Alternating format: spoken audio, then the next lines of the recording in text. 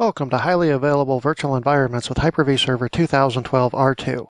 In this video series, we're going to learn how to build and configure highly available virtual machines using Hyper-V, along with Microsoft failover clustering. The primary purpose of this series is to teach you how to carry out these actions. It's expected that you already have some knowledge of Hyper-V and a basic understanding of what a cluster is and why you would want to use one. Everything will be demonstrated, but not all of the concepts are going to be discussed in detail. This first section is about the individual Hyper-V nodes. First, we're going to run through installing Hyper-V. Next, take a tour of the PowerShell module for Hyper-V. After that, we'll take a look at Hyper-V Manager and Failover Cluster Manager, which are the tools that you'll use to manage your systems. Next, we'll take some time to explore the options for native network adapter teaming and how it relates to Hyper-V Server. Finally, we'll close out our discussion of the nodes by setting up a Hyper-V virtual switch. Before you start, you'll want to check over the hardware requirements for Hyper-V Server. Most modern server-class hardware will usually meet this easily, but you'll want to double-check that Execute Disable and the virtualization options are set in your BIOS. For sizing hardware appropriate for your anticipated workload, you'll likely pick up most of the background information you need as you watch these videos. If you want a more in-depth guide on the subject, we encourage you to pick up a copy of Microsoft Hyper-V Cluster Design. It goes into sizing in detail. You can also download Microsoft's Map tool to assess your environment. Let's get started building nodes. There are two different ways to implement the server component of Hyper-V. The first is by enabling it within Windows Server 2012 R2. This is a freshly installed copy of Windows Server, and we're looking at Server Manager, which starts automatically. To enable Hyper-V, click Add Rules and Features, click Next on the information screen, then Next for role-based or feature-based. Make sure the local server is selected and click Next. Check the box for Hyper-V. This will prompt you to install the management tools as well. You'll likely want to be able to manage Hyper-V locally, so go ahead and click Add Features. Click Next. Because we're going to cluster our hosts, click Failover Clustering. As with Hyper-V, you'll be prompted to add these management tools as well. Click Add Features. Click Next. Click Next on the information screen. This screen is about setting up the virtual switch. Because we can't set any options for virtual switch creation at this point, and because some options are permanent, do not select any adapters. Just click Next. This screen applies only to non-cluster live migrations. Just click Next. We don't need to change the default location for our virtual machines at this time. Click Next. On the final screen, check the box to allow automatic restarting and click Install. Once it's finished installing all necessary files, the system will reboot 2 times. What effectively happens when you go through this process is that Hyper-V replaces Windows Server as the startup operating system. The Windows installation then becomes what is known as a management operating system, which is a special virtual machine used to manage the hardware and the other virtual machines. The other way to use Hyper-V as a server is with Hyper-V Server. This is a separate product from Windows Server. What you're looking at now is an installation of Hyper-V Server. As you can see, it looks a lot like a core installation of Windows Server and is in fact something of a stripped-down edition. It has fewer features, requires no licensing of its own, and is a freely downloadable product. Hyper-V is a part of this system already, but we do need to install failover clustering. Switch to the command prompt window and type PowerShell. Then type Add, Windows Feature, Name, Failover Clustering, Include Management Tools. So, which installation method do you want? You can choose either method as suits your comfort level. The primary benefit to installing a full copy of Windows is access to automatic virtual machine activation, which is only available in the Data Center Edition. Otherwise, your decision will depend on whether or not you want access to a graphical interface and the other features of Windows Server. We'll talk about licensing in a later section, but for now, be aware that you need the same licensing for your guest operating systems no matter what you choose for your hypervisor or management operating system. If you choose to use Windows Server, remember that Microsoft recommends the Core or Minimal GUI mode. There's a lot of debate over this topic, so you're encouraged to do some research and choose the option that works best for your situation. We will be using Hyper-V Server in this course. All instructions will also work with Windows Server. Remember to install any necessary drivers on your systems. Most visual installers will work in Hyper-V Server. If not, use PnP util. Use PnP util -i-a with the driver file name. Use pnputil-e to verify. Hyper-V is now installed, and you can begin working with it right away. In the next video, we'll look at the Hyper-V PowerShell module that will help you do just that. In the last video, we installed Hyper-V Server and failover clustering.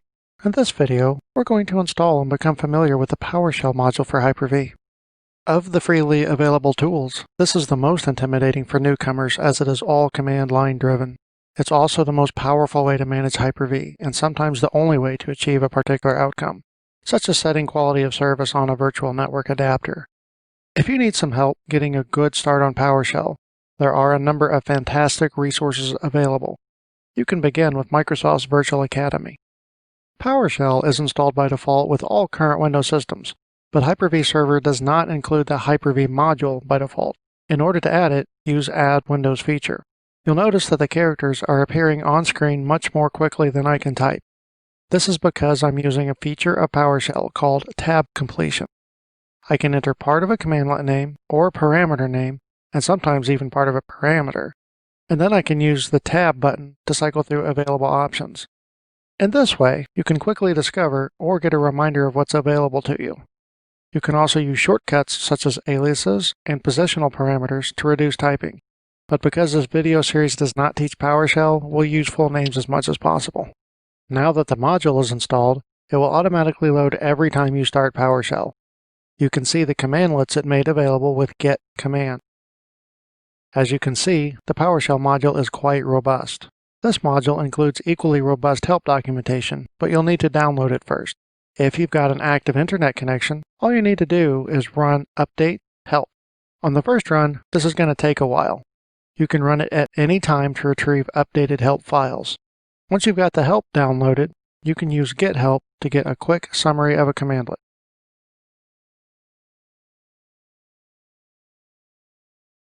There are other modifiers, seen here, that you can use to get more information.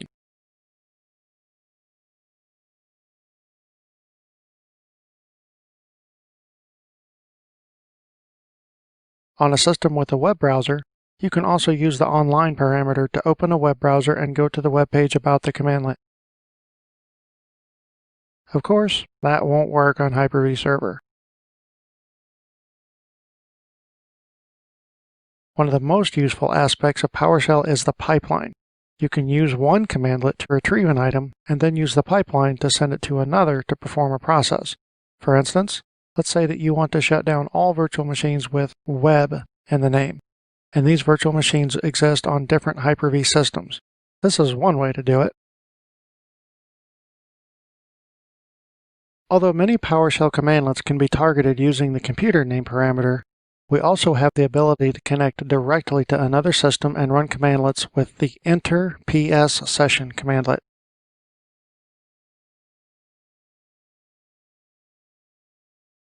Just type exit ps session to return to the local system.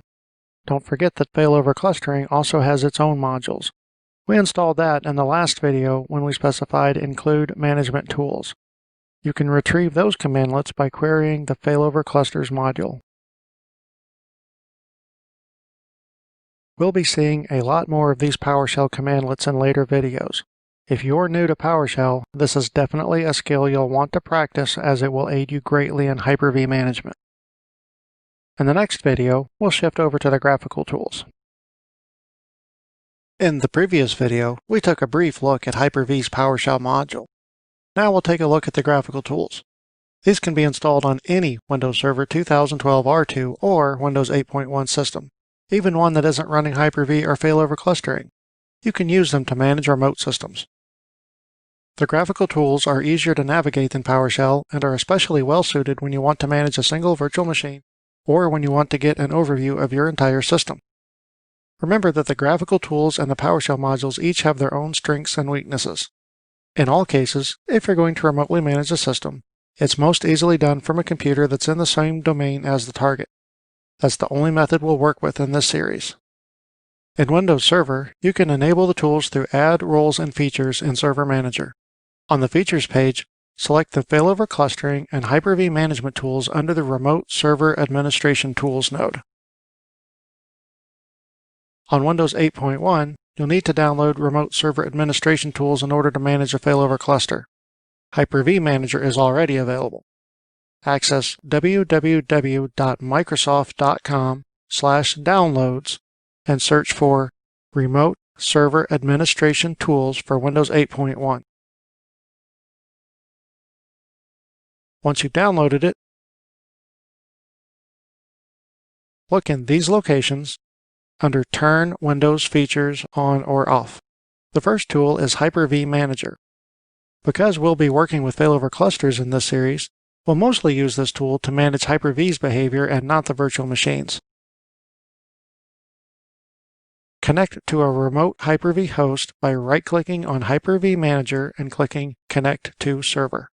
Enter the name of the system to connect to and click OK. You can now right-click on the server and get several management options. We'll look at a number of these options later in this series, but one thing you might want to change right away is Enhanced Session Mode. It's off by default. With it on, you'll be able to have access to several new features in the Virtual Machine Connect console, such as non-standard display resolutions and the ability to copy and paste items between the host and the guest. Unfortunately, it only works with Windows 8.1 and Windows Server 2012 R2 guests. Another option that you might want to change right now is the default method for live migrations. Compression is the default method. The memory of a running guest will be compressed before transmission. This uses more CPU power, but less network bandwidth. The SMB option allows for the use of multi-channel if you have more than one physical network connection between hosts, and for RDMA if your hardware supports it. This option uses more network power, but less CPU. The TCP/IP method is the traditional live migration method and uses one uncompressed transfer stream. After you've created your cluster, you'll likely want to return here to change the default locations for guests and their hard disks. Notice that these options are on two separate tabs. The other tool is Failover Cluster Manager. This tool connects to a cluster the way that Hyper-V Manager connects to a host. You can use the cluster name or a node name. In this tool, you can manage the virtual machines, which will appear under the Roles node. You can work with your hosts and nodes. In the Storage node, we'll use the Disks section to manipulate storage for Hyper-V. The Networks node will show inter-node connections. Lastly, you can view cluster events through a preset filter. This is also the preferred tool for creating highly available virtual machines, as you'll see in a later video. You've gotten a brief tour of the graphical tools that you'll be using. There will be plenty of time to get really acquainted with these programs as we work through this series. We're now ready to get started configuring Hyper-V to work in a failover cluster. The next video will be about the networks with a special focus on adapter teaming. Now that we've had a good look at the tools we'll be using, it's time to start getting some actual configuration work done. The focus of this video is going to be networking for Hyper-V. This is a critical configuration component and one that you'll want to spend some time thinking about. There isn't any single correct way to configure networking for Hyper-V, especially in a cluster. You could focus on providing maximum bandwidth to live migration. You could work to ensure that there is no single point of failure. You could segregate all tasks so that nothing ever shares a network adapter with anything else. Any approach that suits your requirements is valid. We're going to go through the techniques you have at your disposal to configure networking. Your design will ultimately be your decision. For a standard Hyper-V deployment, you need to have a management network, and you need to have a way for your virtual machines to access the physical network. Clustering adds a requirement for two more networks, live migration and cluster communications. This results in a total of 4 network pathways that you need to consider. If you'll be using TCP/IP to connect to storage, that's a 5th network. All cluster networks need dedicated IPs on each node, and you should determine these in advance. The systems in this video series have 5 physical adapters. They've all been renamed according to their physical location in the system by using the Rename Net Adapter commandlet, which you can learn more about with Get Help. One adapter is a bit different from the others and doesn't support the same features, so it's been designated as the management adapter. It's been configured with a static IP address, a gateway, and DNS servers. It is the primary method of communications to and from the management operating system. These two adapters are for connecting to storage and will be discussed in a later video. The remaining two adapters are going to be used in a converged fabric. This term means that multiple network roles share the same underlying physical network pathways. In this case, live migration, cluster communications, and virtual machine traffic will all be converged. We'll use two physical network adapters for that with native adapter teaming. On a GUI system, you can configure teaming using the lbfo admin command, which is also available in Server Manager. This starts a graphical tool. In 2012 R2, that tool can be used to manage teaming on remote systems, so feel free to explore that if you'd like. Since this system doesn't have a GUI, we're going to use the new netlbfo team commandlet. The first parameter is name. We'll call this one converged team. Next is team members, where we'll put the names of the adapters. The next parameter is teaming mode. You can choose switch independent, in which the switch is completely unaware of the team. In this mode, a single port is used for inbound and outbound communication in most cases, although it can be spread across available ports. Its primary strength is that it allows you to split a team across physical switches. Static allows all virtual adapters to communicate on all physical ports. This requires the connected physical switch to also have a static team on the same ports. LACP extends the static type with better detection of configuration faults. This requires an LACP-compliant physical switch. Ours is configured for LACP. The last parameter we're concerned with is the load balancing algorithm. Dynamic is the new default in 2012 R2 and allows for a new technique called flowlets, in which outbound communication streams are broken up more or less evenly across physical adapters, even in switch-independent mode. Hyper-V port has each virtual adapter permanently assigned to a single physical adapter in a round-robin fashion. This allows for somewhat balanced outbound communications in switch-independent mode. It is best used when virtual adapters greatly outnumber physical adapters. The next major choice is transport ports. In this mode, all traffic is classified by source IP, destination IP, source port, and destination port. Anytime one of these fields is different, that communication stream is placed on the next available physical adapter. This allows for very balanced outbound communications. The other two available methods are like transport ports, but only use IP addresses or MAC addresses to match upon.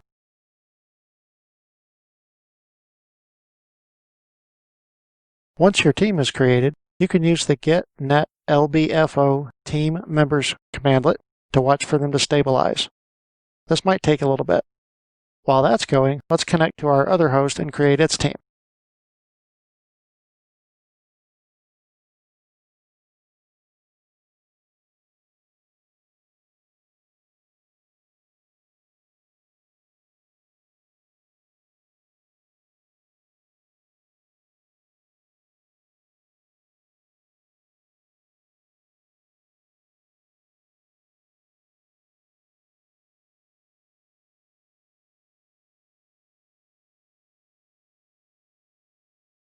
Now that the team is set up, we're ready to create our converged fabric.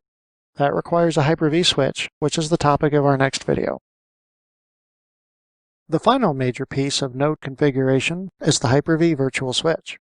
This is the component that allows your virtual machines to communicate with the network. We're going to discuss the operation of the switch, and then we're going to set it up on our nodes. Configuration is not difficult, but sometimes the concept is. When the switch is not set up correctly, virtual machines may not be able to communicate on the network, or they may not be able to move across Hyper-V cluster nodes. The most important thing to remember is that the Hyper-V virtual switch is in fact a switch.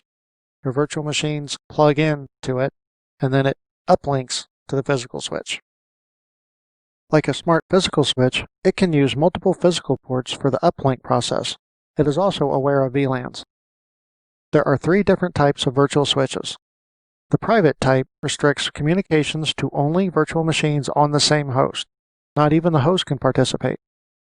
The internal type restricts communications to the virtual machines on a single host, but allows the host to participate. These types do not allow communication across cluster nodes and are therefore not very useful in a cluster environment. we are only going to deal with the third type, the external switch.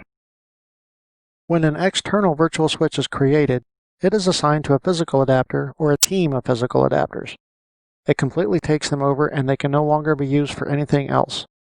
As we'll see in a bit, there are some options in the interfaces that say will allow the management operating system to share the adapter that is used for the switch. In reality, what's happening is that virtual adapters are created for the management operating system to use in exactly the same way that they are created for guests to use. The management operating system doesn't actually have access to the physical adapter. As we discussed in the last video, we will be using a converged fabric design for this cluster, which means that we'll have the management operating system use virtual adapters on our switch for the purpose of live migration and cluster communications. As you saw in the first video, you do have the ability to create a virtual switch if you enable Hyper-V through Server Manager. It wasn't recommended to do so because some features just can't be set there. You could also use Hyper-V Manager to create a virtual switch. That's also not recommended for the same reason. There are options you just can't set. Also, as you can see here, it's not easy to tell which adapter you'd be creating the switch on. What we're going to do instead is use PowerShell. The commandlet for switch creation is new VM switch. The first parameter it suggests is computer name. We're going to take advantage of this to set up the switches on both nodes at the same time. The benefit is that it guarantees that the switch has the same name and settings on all nodes. If the nodes use switches with different names, then you can't migrate guests between them. The next parameter is name. The name usually isn't important and can be changed later. If you think you'll be using multiple virtual switches on the same host, the naming becomes more important. We're only going to use one as there aren't many valid use cases for multiple. So we're just going to use the simple name vSwitch. PowerShell will suggest switch type next. Don't use this parameter or it uses a different parameter set and we won't get the options we want. This is the allow parameter that we talked about. If we set it to true, it will create a virtual adapter just for the management operating system that we'll then have to go back and edit later.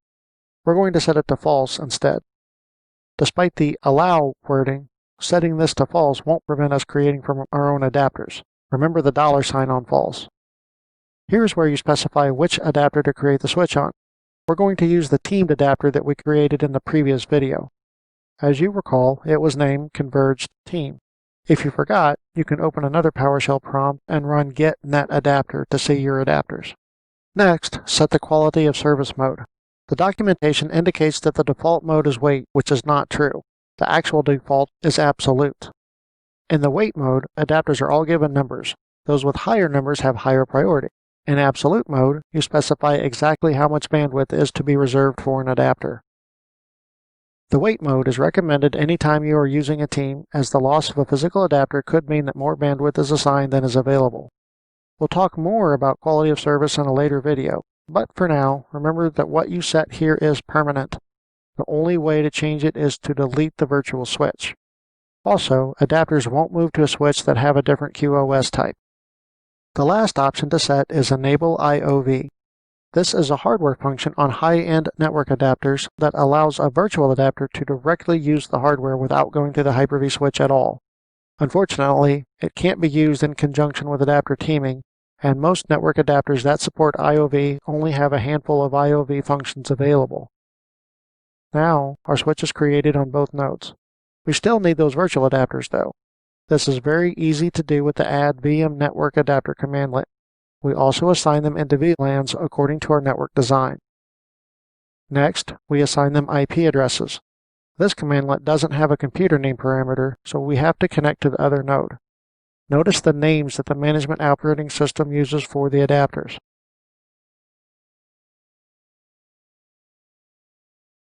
So that's everything.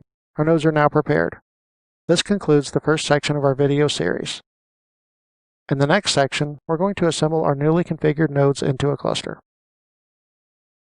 Welcome to Section 2 of Highly Available Virtual Environments with Hyper-V Server 2012 R2. This section deals with the elements of cluster formation. We'll begin with configuring the networks for your cluster. In the second part of this section, we will look at connections to shared storage locations. After that, we'll go over validation of the cluster. Then, we'll create the cluster and examine its quorum settings. we'll wrap up with a walkthrough of adding new nodes to an existing cluster. We went through the basics of setting up our networks in the fourth video of the first section. Now we're going to get a closer look. As you'll recall, the networks necessary for a properly configured cluster are management, live migration, and cluster communications. Each node must have a presence on each of these networks, and each connection must be of at least 1 gigabit speed. A node is considered to have presence on a network by its IP address. We're going to use two windows here, one to configure each of our nodes. These are the available adapters. We've set them up with names on each node that match. You'll also recall that we set the virtual adapters in VLANs. Work with your networking team to see if that's desirable or necessary. Let's assign a corresponding IP address on each node. Pay attention to put the adapters for the same role into the same subnet. Once you're done, check connectivity. When the cluster is created, you will see that these adapters on each side have IPs in the same subnet. It will automatically form networks out of them. What we don't want to do is use IPs in the same subnet for adapters on the same node. The cluster will only use one such adapter. You'll notice that we didn't use a gateway address for these cluster networks. We don't want them to be used for anything except cluster communication, and we don't want that traffic to cross a router. The only adapter we want a gateway assigned to is the management adapter. As we have multiple adapters on each system with separate IP addresses, our systems are multi-home. This can cause adapters to be registered in DNS that we don't want to be reachable from other systems. So, we disable registration for all adapters except our management adapter.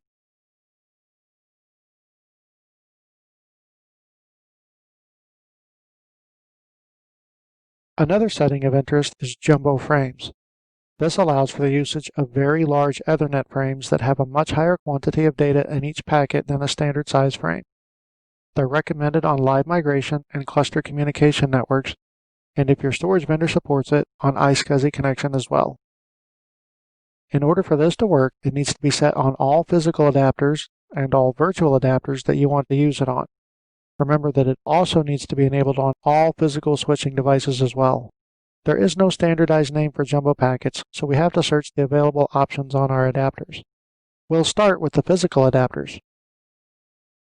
We see here that its display name is jumbo frame. We set it by piping that to set net adapter advanced property. We can use wildcards to set multiple adapters at once. We probably don't know what the possible values are. The quickest way to find out is actually to guess. So let's just put in 9,000 for the value and see what we get. As you can see, PowerShell returns an error that lists the possible values.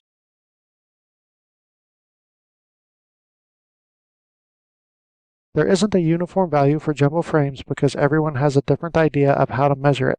So what we're looking for is the value that's closest to, but not below, 9,000. For this adapter, it's 9 KB MTU, so we'll set that.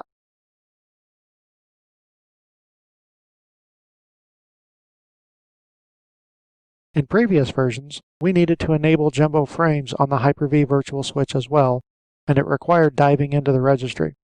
That's no longer necessary in 2012 R2. We do need to set it on any virtual adapters that we want to be able to pass jumbo frames.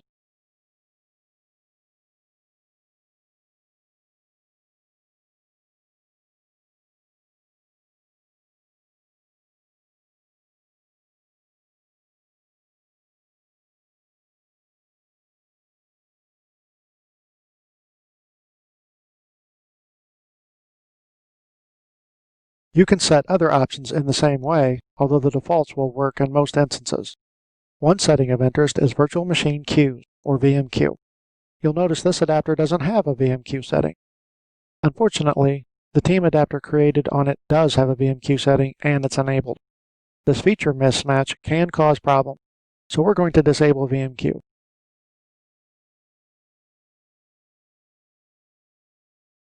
If your hardware has it available, VMQ is potentially useful as it sets up an inbound networking queue on a physical processor that is dedicated to a specific virtual adapter. Without it, a single CPU processes all incoming traffic. If you're not familiar with VMQ, you're encouraged to spend a bit of time researching it. Another very important advanced property is receive-side scaling, or RSS. This can greatly improve networking performance for Hyper-V. If your adapters are capable, leave this on if possible. At this point, your adapters are ready for participating in a Hyper-V cluster. In the next video, we're going to connect to our shared storage environment. Our last video was about setting up networks. This video is going to use those networks to connect to storage. Storage in a clustered Hyper-V environment must be shared so that all the nodes can access it. We're going to spend some time in later videos going over storage options. If you haven't designed your storage yet, that's okay. This video is just a how-to on connecting to the various types. There are two basic ways this is done. The first method is SMB. This is the same Windows share that we've had available to us for years. It uses the familiar UNC format of a double backslash, server name, single backslash, share name. We're going to dedicate an entire video to this topic later. For now, the important thing to know is that you don't go through any steps on a Hyper-V host to set up a persistent connection to an SMB share. It must be reachable from all the hosts, and that is the only requirement. It's not necessary to register the location in Hyper-V or the cluster. The next method involves connections to block-level storage. This can be exposed to nodes by a direct serial attached SCSI connection, known as SAS, by fiber channel, or by iSCSI. For SAS or fiber channel, you'll have to follow your hardware vendor's instructions to make the connection. If they don't provide instructions specifically for Hyper-V, find out if they have connection methods for Windows Server Core, as they should be interchangeable.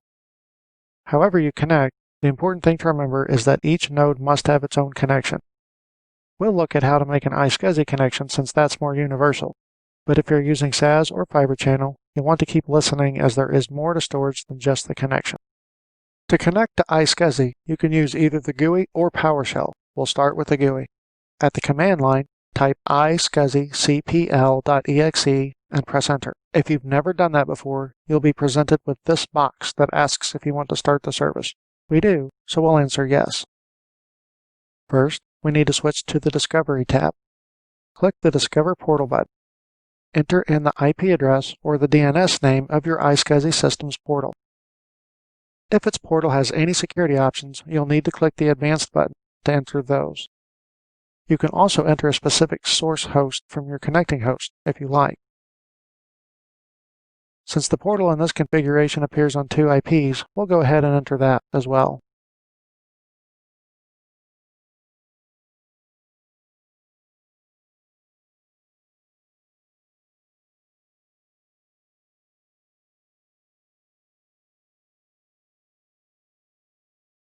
Now we go back to the Target tab.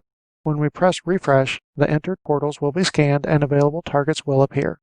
To connect, we could just highlight one and press connect. Unfortunately, since we have multiple paths available, we don't know what it will pick. Instead, we'll click Properties and Add Session. Leave the Favorites box selected so that it's reconnected each time the server starts. Since we have two network connections to storage, we'll select Enable Multipath. Then we'll click Advanced and manually select the IP pairs that we want.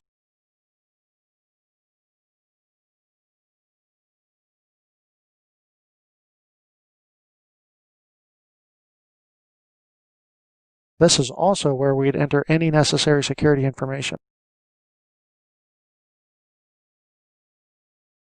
The Favorites tab shows connections that were saved for subsequent reboots.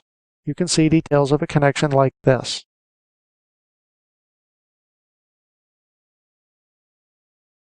This can all be done in PowerShell. First, we start the iSCSI service and set it to auto start.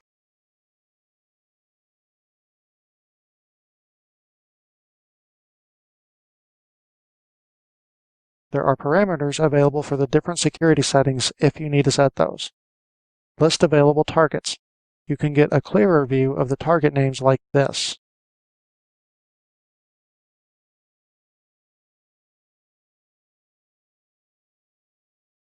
We connect by piping the output of get iSCSI target to the connect iSCSI target commandlet.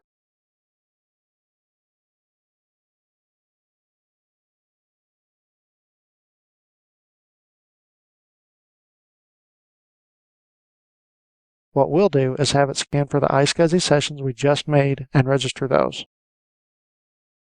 We could have skipped the where portion and it would have registered all active sessions, but we already put some in favorites from the GUI and we don't want to repeat those. Now that we're connected to storage, we want to make multipath work. These nodes use two network paths to reach iSCSI storage. Many SAS and fiber channel adapters also have two or more connections. In order to use them all simultaneously, we need to enable a Windows feature called Multipath I/O. If we don't, then the connected LUNs will show up twice, but only one will work, and we'll get errors when we try to validate our storage. As you can see, we need to restart. Before we do that, let's enable the default MPIO mode so we don't have to reconfigure anything later. You can research LQD and the other available options in the help system. Now, we need to let MPIO claim the iSCSI disks. This system uses iSCSI, so we'll select that. The other option is SAS if you're using those. And now we have to restart to proceed. While this node is rebooting, perform all the same steps on other nodes to connect to all LUNs that will be used in your cluster. Once the system comes back, we can format our disks. This part must only ever be done on one node. Never bring a disk online on more than one Windows system at a time. The process is the same for SAS, iSCSI, and fiber channel connected storage. Now, we could do all this remotely with Server Manager just like any other disk, but for this video, we'll do it locally in PowerShell. Use get disk to look at them. We'll work with disk 1. Bring it online. Initialize it. Create a partition.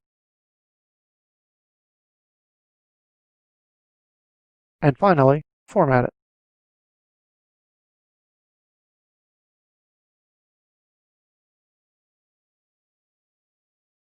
And that's it. Now when the cluster is created, it will see this disk and automatically add it to cluster storage. Repeat for all your other disks. Now our network and our storage is all prepared. We're ready to jump into cluster validation in the next video. In all the videos leading up to this one, we worked on getting the nodes ready, getting their network set so they can see each other, and attaching them to shared storage. We've only got one major step left before we can finally join them all together into a cluster. Validation. Cluster validation is a very important step. It is possible to skip it, but the minor savings in time is not worth it.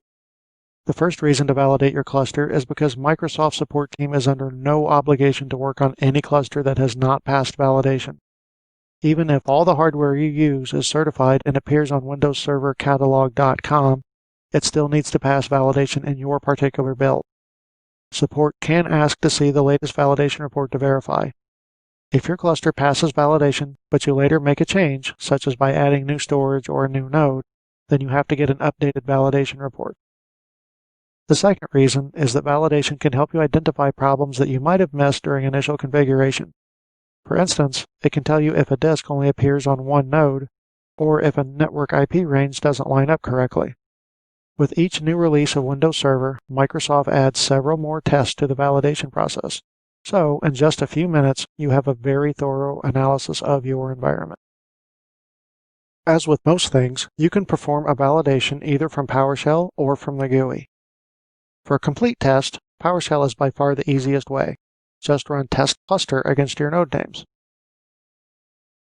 This process does take some time.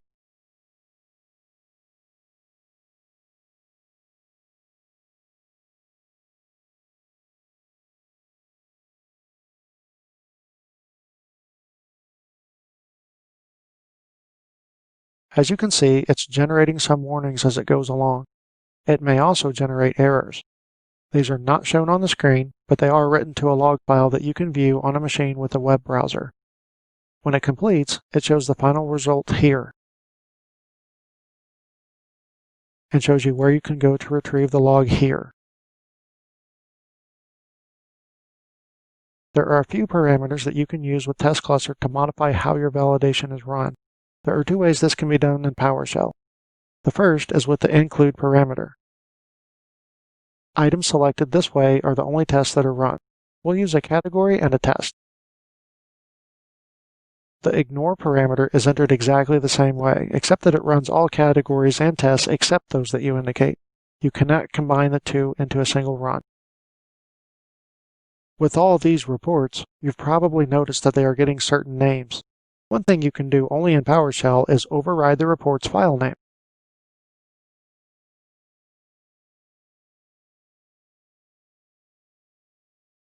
All the reports are saved in the same place. C, Windows, Cluster, Reports on each one of the nodes. At any time, you can open the contents of this folder on any node and view all reports that have been run. MHT files can be opened in any modern web browser. Now, we'll step through the same process in the GUI from a remote Windows Server 2012 R2 installation. You need to have Failover Cluster Manager installed as shown in the third video of the first section. From the home screen, click Cluster Validation. Click Next on the information screen. Here, enter the node names and add them to the list. Click Next. Here, you decide if you want to run all the tests or not. For this demonstration, let's do a sub-selection. Here are the items you can choose from. Ordinarily, Microsoft is only going to accept a complete test. However, you might have already run a complete validation, got a couple of errors, performed some mitigation, and now you only want to see if those tests will pass. The most likely reason, though, is that you may want to skip the storage tests. For one thing, these are the only tests that cause disruption in an active cluster. You might be using nothing but SMB3 storage.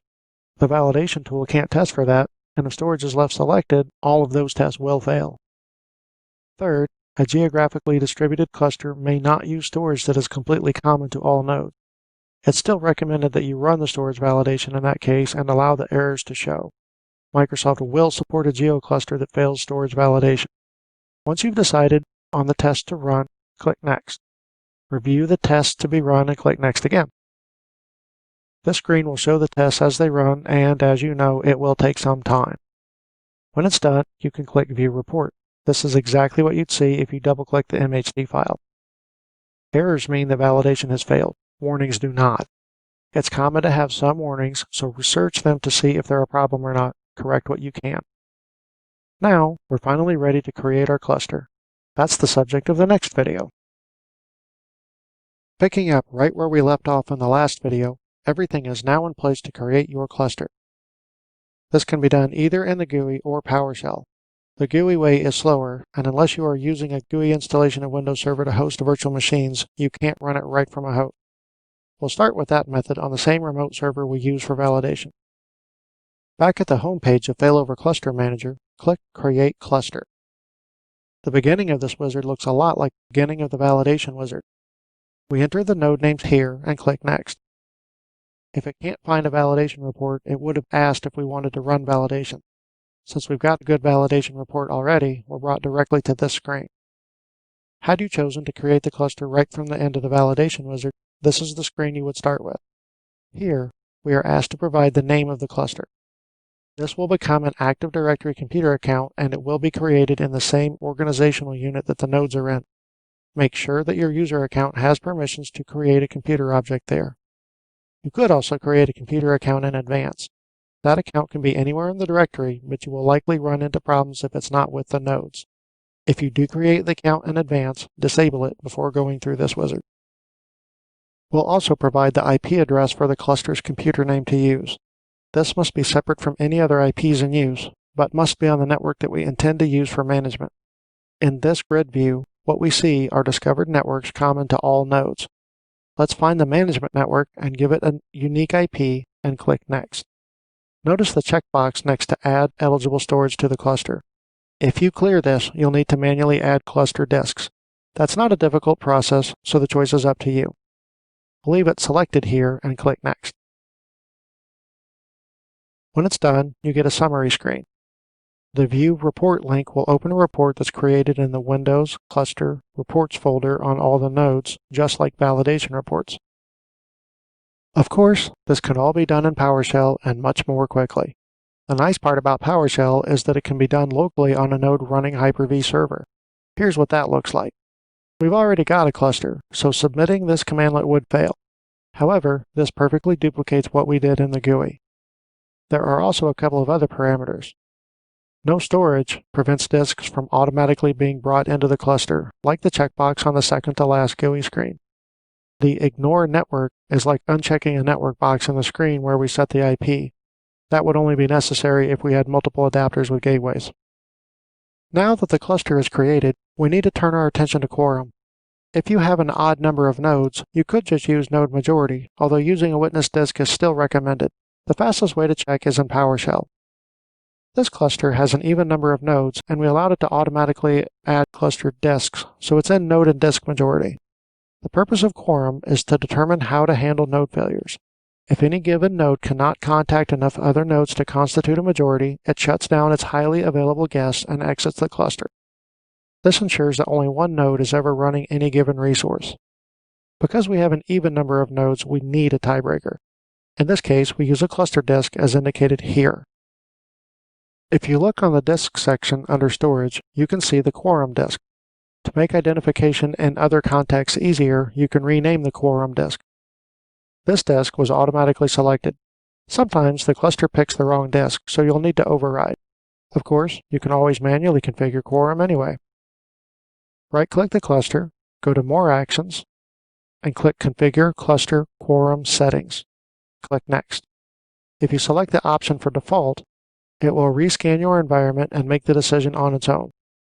If it selected the wrong disk, or you want to use a remote file share for a witness instead of a disk, or if you want to try to work with node majority, just choose the middle option. You can see the available options here. The share witness is really only intended for a geographically distributed cluster, so use disk majority if you can. This screen allows us to choose which disk. If you want to get more involved with quorum, the advanced section lets you also choose which nodes count toward quorum, known as a vote. This is of most use in a geocluster as you can indicate that nodes in a remote site have no vote to ensure that your primary site is favored in the event that remote connectivity is lost. This can all be set using PowerShell, of course. The related commandlet is set cluster quorum. Since quorum adjustments aren't something you'll do often, using the GUI is generally preferred. You can research this commandlet using the help system if you're interested. Your cluster is created and is mostly ready to start running virtual machines. We still need to cover some more topics about storage, which will be the focus of the next section. We still have one more video in this section though, and that's going to be about adding nodes and storage to an existing cluster. At the end of our last video, we left off with a newly functional cluster. As time goes on, you may find the need to add nodes and storage to your cluster. There are two reasons to add nodes or storage. Either you need to replace a failed node or LUN, or you want to add capacity to an existing cluster. Adding nodes is about as involved as creating a cluster, and these steps are going to look familiar. A related subject is removing a failed node, which can also be involved. Since it's necessary to do that for purposes of our demonstration, we'll explore removal before adding a node. In Failover Cluster Manager, you can find the evict node command. Since this is a functioning node, any storage or virtual machine it's running will be automatically moved to another node. A more practical scenario would involve evicting a failed node, so there probably wouldn't be any roles left to move. Since the removed host is still functional, and since we want to return it to the cluster, we're going to run the clear cluster node commandlet against it. There is no GUI alternative to this. What this does is clean up anything left over on the system that had anything to do with the cluster. No matter what, just the act of evicting a node is never a clean operation. So always do this after removal if you're not going to decommission that host. This is a very destructive operation, so never run this on an active node. Also, if the system were actually being decommissioned, we'd want to sever all connections to shared storage. Adding a node means first building it up like the previous videos illustrated, including connecting it to shared storage. It should also involve running a new validation test just shown in video 3 of this section. Just use the original nodes along with the node to be added. You can also use the cluster name. Remember that validation does involve a service interruption while storage is tested, so you'll probably want to schedule this during a maintenance window if your cluster is in production. Once validation is done, adding the node is very simple. In Failover Cluster Manager, just right-click Nodes and click Add Node. As you can see, this wizard looks a lot like the cluster creation wizard. We've already added a node, so we won't finish this. The node is now added and can be used. In production, we'd want to test some migrations to verify that everything is working as expected. The other resource you're likely to add to an existing cluster is storage. As mentioned in a previous video, if you set up a new SMB3 share, all you have to do is just start using it. There is no special process. For iSCSI, SAS, or Fiber Channel ones, there's some extra work. First, you need to connect each node to the new storage LUN. We went through iSCSI connections in an earlier video. Make SAS or Fiber Channel connections according to the manufacturer's instructions. Follow the instructions from video 3 of this section. You don't have to set up multipath I/O again. Ordinarily, we'd have to go through the entire process of formatting the storage, but this has been prepared for this demonstration, so all we have to do is bring it online. Once that's done, you can use either Failover Cluster Manager or PowerShell to add the new storage. Both are really simple. In the GUI, go to the Storage node and the Disk section. Just click Add Disk. It will scan available storage across the nodes, and if it finds any new LUNs connected to every node, it will suggest it here. Make sure the box is checked and click OK. You can then open up the properties and rename it if you like. In PowerShell, start with Get Cluster Available Disk. This is basically the equivalent of the screen with the checkbox that we saw in Failover Cluster Manager. You can pipe the output right to Add Cluster Disk, and every single available disk will be added to the cluster. But in case you only want a specific one, then it's a bit more work. First, check the disk number from the earlier output. Then, issue the commandlet like this. We've now completed all the necessary steps to create and extend a Hyper-V failover cluster. It's mostly usable at this point, but there are still some very important concepts in terms of storage to talk about first, such as the cluster shared volume. The entire next section is devoted to the topic of storage in a Hyper-V cluster. Storage in a Hyper-V cluster is a very large topic with a lot of details. This section will introduce you to the spectrum of details you'll need to understand as you work with your own cluster. In the first video, we'll look at all the files that make up a virtual machine and their importance. The second video is devoted to cluster shared volume. After that, we'll look at the special considerations around keeping virtual machines on an SMB3 share. The next video will be about the security considerations of virtual machine files. We will wrap up this section with a discussion of the ways that virtual machine storage can be split across multiple locations. To begin, let's look at what we're actually storing. This is a folder that was created for a virtual machine. There are various ways to create a VM. Some will create a dedicated folder and some won't, but all ways result in the same files that you see here. The primary file for a virtual machine is an XML file. Without this, there really is no virtual machine. The XML is what defines the virtual machine to Hyper-V. If the file is ever modified in any way that causes Hyper-V to be unable to read it, the virtual machine will disappear from Hyper-V's management console and VM lists. They're not quite as fragile as they were in earlier Hyper-V versions, but it is definitely recommended that you only allow automated tools to modify these files. When a virtual machine is created, the system automatically assigns it a globally unique identifier. This identifier is used for the XML file that represents the virtual machine. As we scroll through, you can see some recognizable entries, such as the network adapter and the virtual hard disks. The next most important file type for a virtual machine is the VHD, or virtual hard disk. As the name implies, these are what a virtual machine considers its hard drives to be. These files should absolutely never be modified without using a well-tested automated tool. Starting with Hyper-V Server 2012, we have the VHDX. The X refers to the newer format for virtual hard disk files.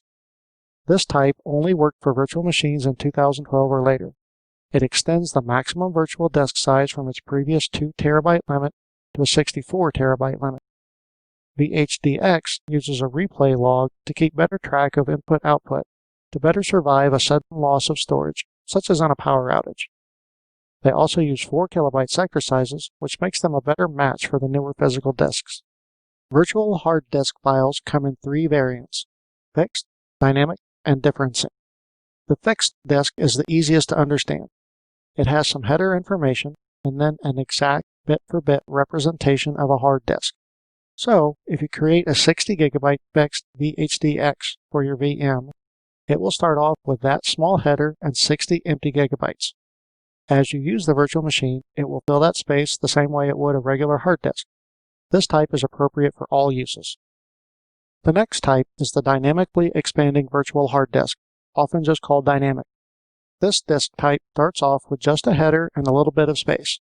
As your virtual machine uses it, Hyper-V will dynamically grow the disk to accommodate the needed space, up to the maximum size designated. So, sticking with the 60 GB example, you'll have a starting file of a few kilobytes that will then balloon up to about 10 GB when Windows is installed. The guest will believe that the disk is 60 GB in size right from the start. It will be able to allocate and fill that space, but it will not be able to use any more than that 60 GB.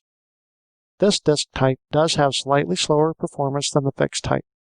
Because it grows on demand, this file type can lead to greater fragmentation. It is not well suited for high demand and rapidly changing loads, such as databases. But it does work well for systems that don't change much, such as an operating system disk and application program files, and for data that is more or less static and doesn't grow quickly. File servers for users often do well on dynamic disks. It is important that you watch how these are allocated, used, and grow, as it is possible to allocate more space to your dynamic disks than your physical storage has available. The third type is the differencing disk. These disks are tied to a parent virtual disk, which can be of any type.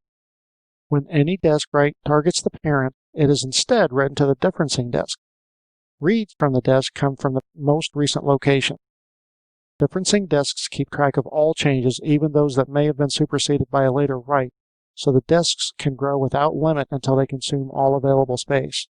They do have uses, but they must be very closely monitored. A differencing disk cannot be used without its parent, and any changes to the parent invalidate the differencing disk entirely. Only use built-in tools to manipulate them. You can merge a differencing disk into its parent, which commits the changes permanently. Differencing disks are best used in situations where you don't want to keep the differences, such as in training systems. Checkpoints will automatically create differencing disks, and you can spot them by the A in the file name. Never manipulate these in any way. Use the GUI tools to delete or merge checkpoints, and the files will change as well.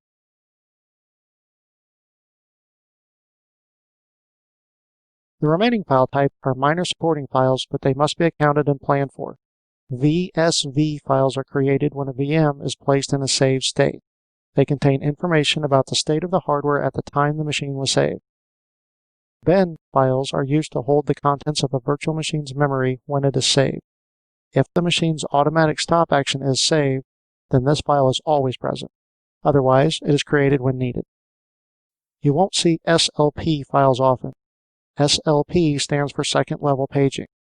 They're used in some conditions when a virtual machine's startup memory exceeds the amount of available system memory. As soon as the VM reduces its requirement enough to fit into available memory, or enough memory becomes available, these files are deleted. The final supporting type is the VFD. This is a virtual floppy disk file conceptually similar to the VHD. In later videos, we'll show how you can specify the locations for these files and how to move them once created. From here, we'll move into a special location type known as the Cluster Shared Volume, or CSV. In the previous video, we talked about the various files that constitute a virtual machine.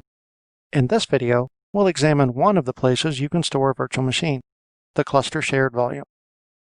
The purpose of a cluster shared volume is to overcome limitations of the traditional cluster disk.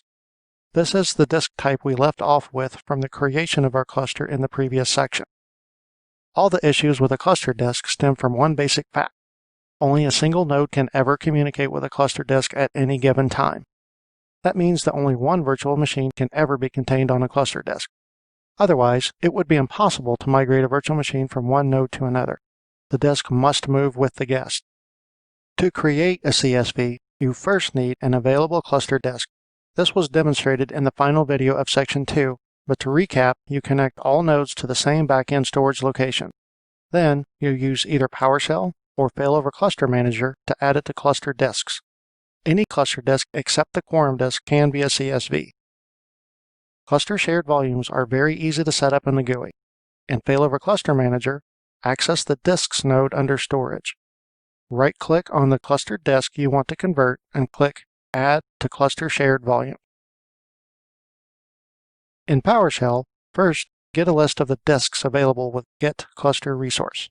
If you want to convert all available storage, you can pipe that command straight to Add Cluster Shared Volume. You could also use other qualifiers in the Where clause to specify fewer disks. You can rename a CSV. In Failover Cluster Manager, just open its properties. In PowerShell, you retrieve and modify the property in one command like this. You'll notice here in the properties that the CSV is referred to by a regular location on the C drive. This is a symbolic link. It looks and acts like a folder, but is actually a pointer to another location. Every single node in your cluster will have a folder called C:\cluster storage. Now that you've added the CSV, every single node will also have this Volume 1 folder. Anything done to that location will appear on every other node. The first thing we'll do is rename it. This operation is acceptable up until you place a VM in the CSV. After that, never change the folder's name. At this time, there is no graceful way to do that without breaking all contained virtual machines. As we can see here, the CSV does have an owner. This node is known as the coordinator node. Whenever a change is made to the file structure, such as the rename operation we just did, file opening or closing, or any other such process, that action is handled by the coordinator node. However, all nodes directly access their own files for read and write operations. This means you can place multiple virtual machines in a single CSV and they'll all be able to freely migrate. CSV performance can be improved by allowing the hosts to cache read operations. The feature is turned on by default in 2012 R2, but isn't allocated any memory. Whatever memory used for the cache is taken from the main memory of each connected host, which means that it won't be available to assigned virtual machines. The cache size can only be adjusted in PowerShell. You only need to make the change on one node. It's replicated to all others automatically. The size that you use really depends on the expected load type. 512 is a good starting point. Some loads improve all the way up to 2 GB. Remember that this comes out of main system memory. To disable the cache, just issue the same command and set it back to 0. Because the CSV is a disk, you're likely to want to run checks and defragment operations against it. Repair cluster shared volume is a command you could use, although its usage is deprecated and it may not be available in the next version. Instead, you are expected to use the regular check disk and defrag commands against the folder name. You can use any of the switches that you're used to, such as R for repair, although some require the disk to be offline. Make sure your VMs are off before using them. For defrag, you need to place the CSV in redirected access mode first. Your CSVs are now ready to use. In our next video, we'll take a look at using SMB3 storage for virtual machines. In our last video, we looked at cluster shared volumes with block storage as virtual machine storage. In this video, we're going to look at the other method for hosting virtual machines, which is the SMB share. Access SMB storage with the same UNC method Windows uses to share files, folders, and printers. While familiar, the required underlying technology is a newer iteration of SMB, specifically SMB3. SMB3 was first introduced in Windows Server 2012 and was updated to 3.02 in Windows Server 2012 R2. In order to host Hyper-V virtual machines, the share must be on at least version 3.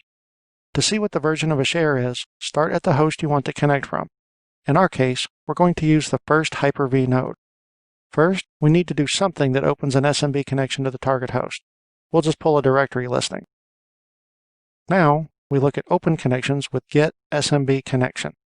As you can see here, this connection is version 3.02. The connection will be negotiated to the highest protocol level that both systems support. For a detailed explanation of SMB3 and more information on configurations, a good place to start is http://smb3.info.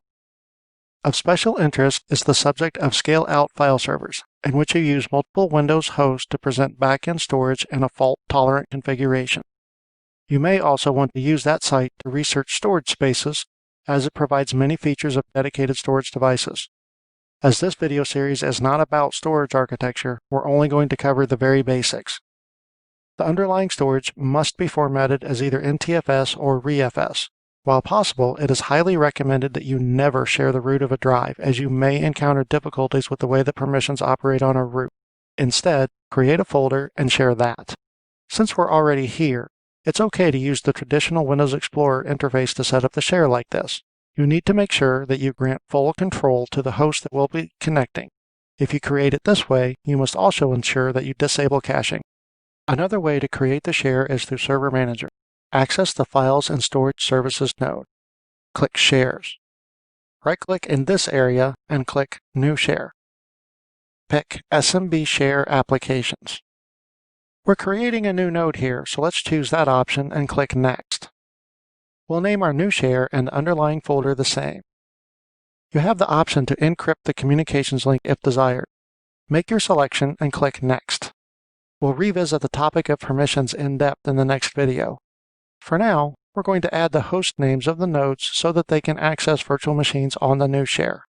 Click Customize Permissions. Then click Add.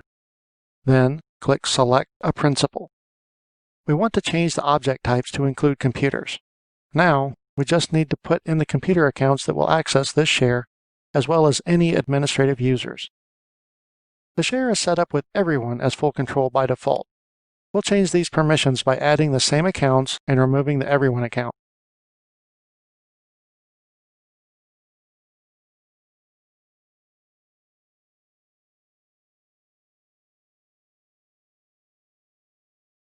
And that's it.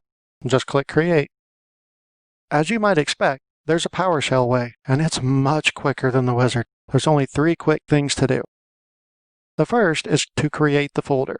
We'll use MD, which is actually an alias for new item that works like the original DOS MD command. Next, we create the share with the permissions that we want. Don't forget to use the $sign on the computer name. The last thing to do is copy the permissions from the share we just created to the NTFS permissions. These new shares are now ready to host your cluster's virtual machines. In our next video, we'll take a closer look at the security settings involved in storage for your Hyper-V virtual machines. In our last video, we took our first look at permissions while setting up SMB shares. In this video, we're going to expand on this and look at security aspects of your virtual machine storage. Computer security is, by nature, a large and complicated subject. This discussion should only be considered an introduction to the topic. We'll focus on the required settings that ensure your host can properly access the files for your virtual machines. To recap the last video on SMB3, you just need to grant full control permissions on the share and the NTFS or REFS folder for the computer and cluster accounts. This will be enough to get the VMs running, but there are a couple of other considerations. First, the SMB host will need to be able to contact a domain controller at all times to verify incoming connections. If a domain controller isn't reachable, the share is effectively inoperative. Second, you might run into some troubles for remote management. The issue is that when you use a remote computer to instruct a Hyper-V host to perform an operation on another computer, the Hyper-V host isn't able to use your credentials because you're not directly logged on to it. There is a workaround for most situations like this called constrained delegation. You configure this in Active Directory Users and Computers. Find the computer account of the target system. Open its Properties page and switch to the Delegation tab. Change the radio button to Trust for specified services only. Click Add. Then, click Users and Computers and select the computers to delegate authority to. Find CIFS first and highlight it. This will enable SMB.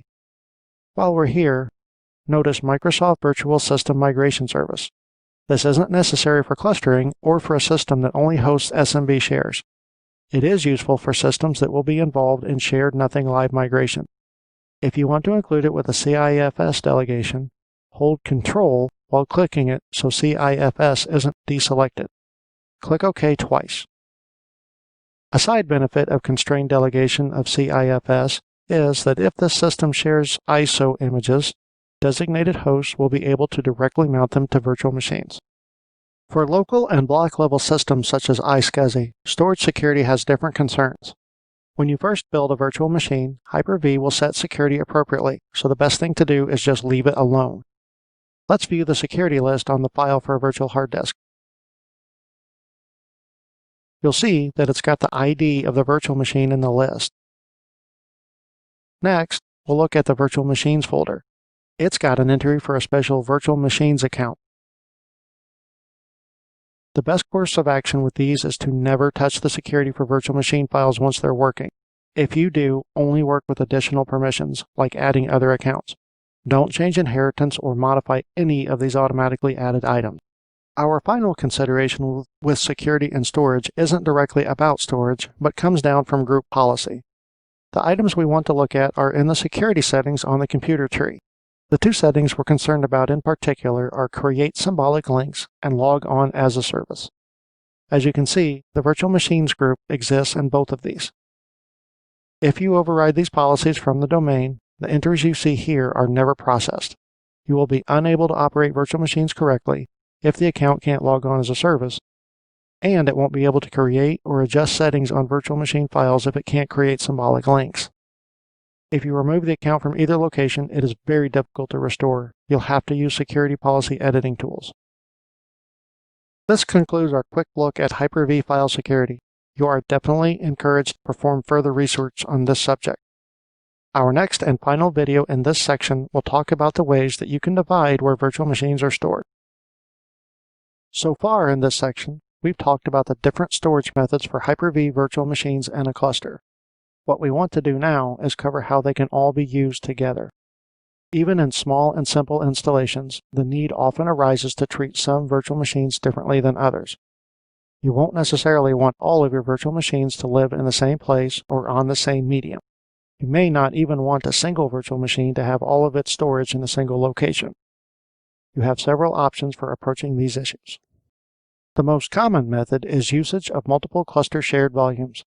There is a small performance penalty incurred on data access for virtual machines whose files are on a CSV that another node owns. To address that, you can set up at least one CSV per node. 2012 R2 will attempt to automatically balance CSVs across nodes in a round-robin fashion. You can then assign your more I/O-sensitive virtual machines accordingly. Be aware that the CSVs will automatically rebalance at times, such as when a node is restarted, so some manual or scripting intervention will be required to keep these perfectly matched. If the CSV performance hit is a real problem and intervention is undesirable, another option is to use the cluster disk. As you may have noticed, the problem with the cluster disk is that you have to allocate sufficient extra space for it so that it doesn't run out, but you can only place one VM in it. If you use several cluster disks, the extra space needed adds up much more quickly than if multiple VMs share a CSV. So, you may wish to use a combination of clustered disks and CSVs in your environment. There is always the matter of SMB shares as well. The speed and quality of SMB3 systems has a wide range. You might want to use a low-end commodity server system to host a file server virtual machine. You might be introducing a very fast SMB system alongside an existing SAN. The final storage type to think about is local storage. Virtual machines on local storage are not highly available because they can't be reached by other systems, but you won't necessarily want all of your virtual machines to be highly available. For example, you may have applications with their own high availability features that you don't want or need cluster protection for, but you also don't want a separate environment. A perfect example is a virtual domain controller. These can live perfectly side by side with your clustered VMs. The thing to remember with this is that in order to be Microsoft supported, a virtual machine on local storage must not be marked as highly available, while a virtual machine on shared storage must be marked as highly available. There is no support for guests that straddle both types.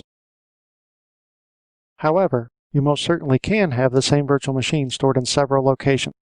The only restriction is that any single machine must be on all local or all shared storage. This slide shows one possible way to design a virtual SQL system split across multiple locations for optimal use of space and performance. Don't worry if you don't know how to do all of this. Our next section is going to deal with the actual mechanics. As you'll see when we talk about configuring virtual machines, you can also direct different virtual machine components, such as the files for checkpoints, to different locations. There is one other potential use for split files, although it is an edge case. You may not have any built-in capabilities in your back-end storage for fault tolerance. For instance, it might only have a single drive controller. Upgrading to truly fault-tolerant systems might not be within your budget. In that event, you could use two different locations and then set up drive mirroring inside the guest. Now that you have an idea for the possibilities, you can start architecting the storage layout for your virtual machines. This ends our section on storage. We learned about virtual machine files, cluster shared volumes, virtual machines on SMB3 shares, storage security, and splitting virtual machine files. In the next section, we're going to get a closer look at how to configure virtual machines. The previous sections have been about preparing your clusters for virtual machines. This section is the first of two that are devoted to the virtual machines that your cluster will be hosting. For most functions, you have the option of working either in a graphical interface or within PowerShell. In this section, we will only work with the graphical tools. This first video is going to be about the creation and removal of virtual machines in your cluster. The next video will work through the memory options available to virtual machines and how to change them. The third video will be devoted to working with the virtual hard drives attached to a virtual machine. The fourth video will cover virtual adapter setting. The final video will discuss changing the automated actions that your cluster will take with virtual machines.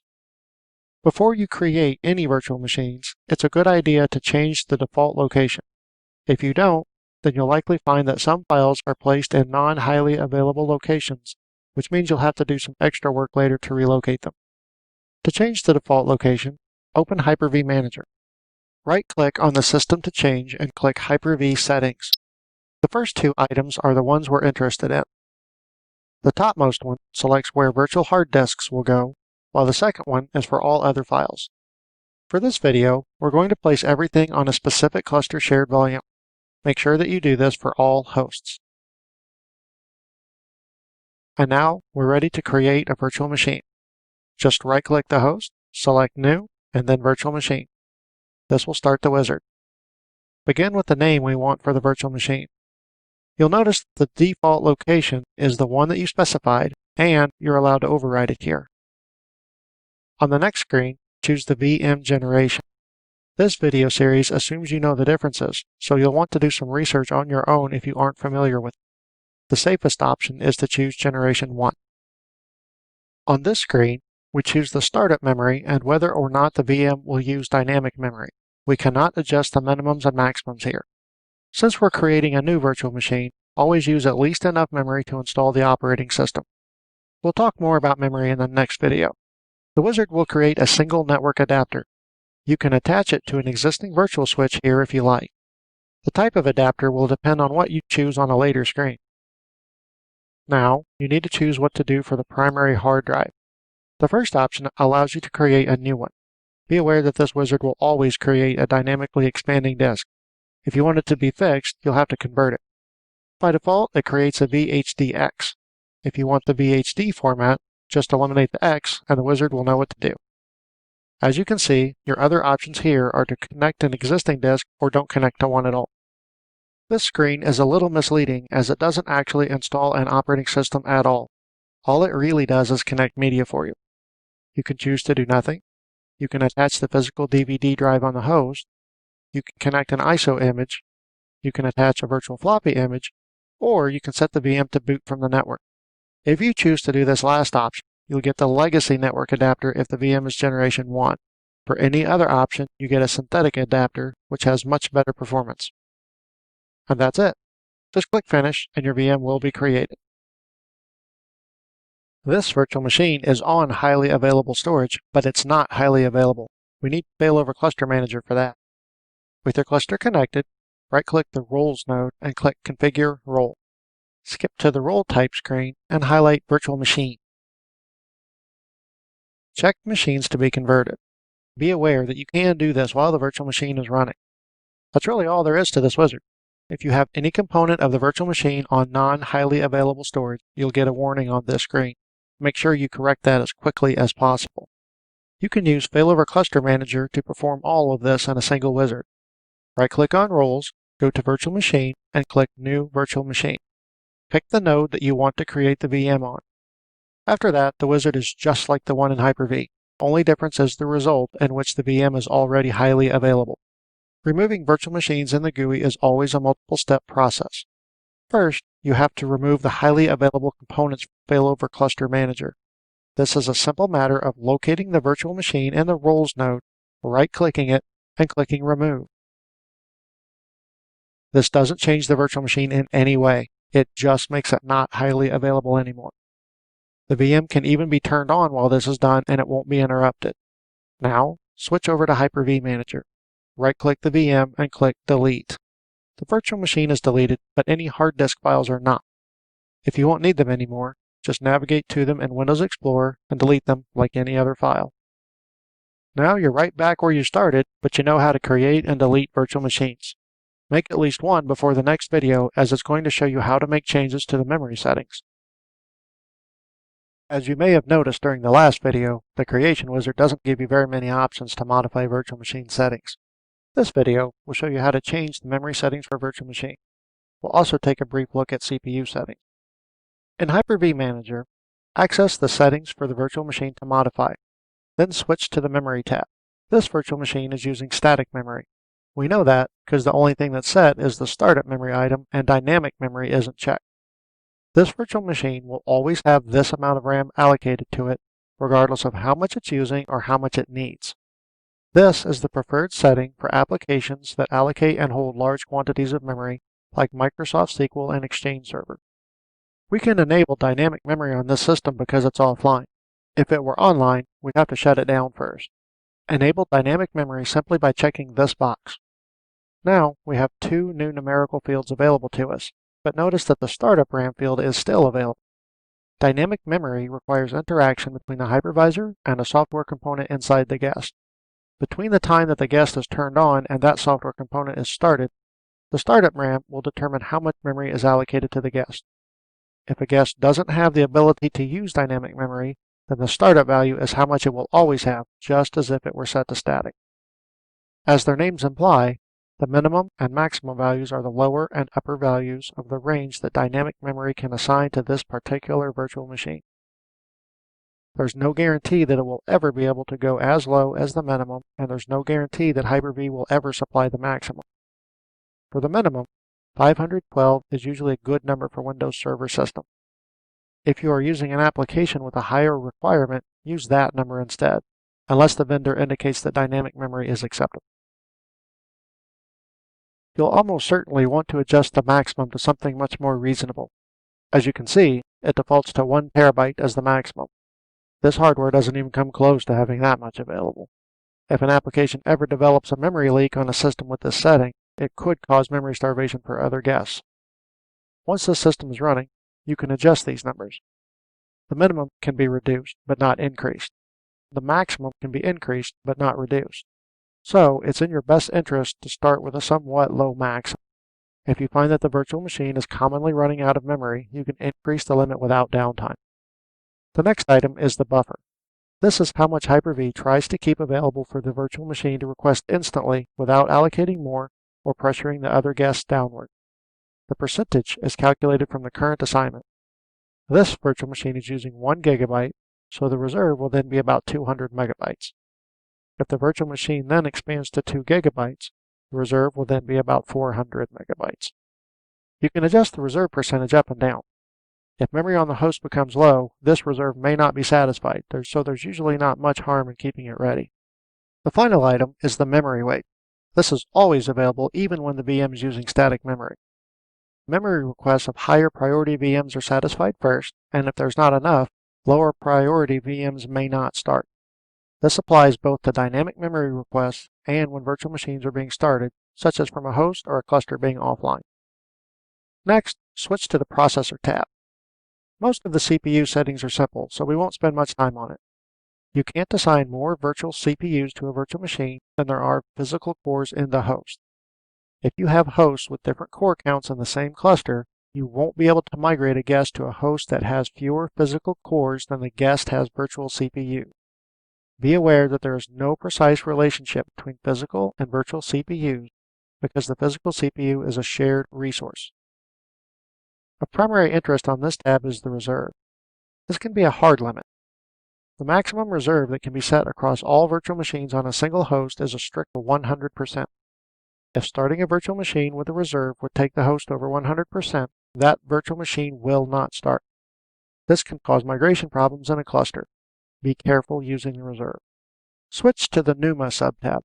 The default settings are acceptable in most situations. This is something to research if you are using applications with heavy memory needs. You've now seen everything you need to configure guest memory in Hyper-V. In the next video, we'll configure the hard drives for a virtual machine.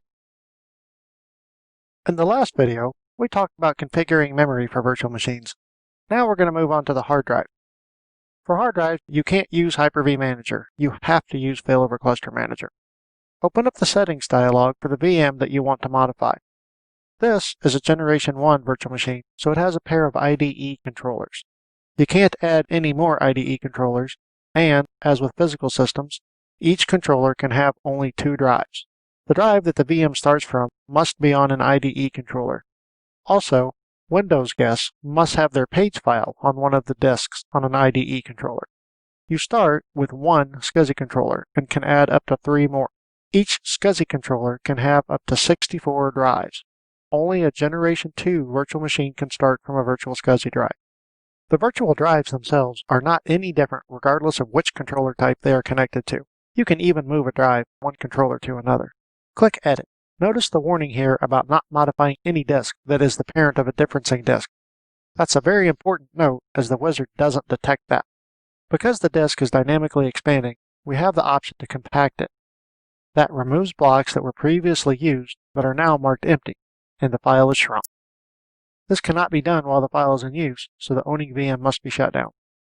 The second option is to convert. There are 2 things you can do with this. One is to convert a VHD to a VHDX, or vice versa. The second option is to switch between the fixed and dynamically expanding types. Remember that this creates an entirely new disk file and does not delete the original, so you'll need the room to hold both the source disk and the new. The third option is to expand the disk. This makes its total capacity larger. If the disk is on an IDE controller, the virtual machine must be offline for the process. You can expand a SCSI disk while the VM is online. If you're looking at a differencing disk, there's a fourth option that allows you to merge the disk with its parent. To effect a merge, you have 2 choices. The first is to merge it into the parent. This process destroys the differencing disk, but it does not update the VM's properties. You'll have to do that later. The other option is to combine the 2 disks into a new disk. This is the safer option as it doesn't destroy the differencing disk and it doesn't affect any other differencing disks that might be using the same parent. You can also use the tool to inspect the disk file. This shows you the statistics about the virtual hard disk. If the disk is differencing, then you can also inspect the parent from its dialog. You can create a new disk from here, which would be attached in place of the current disk. What we'll do instead is create a new disk at a new location.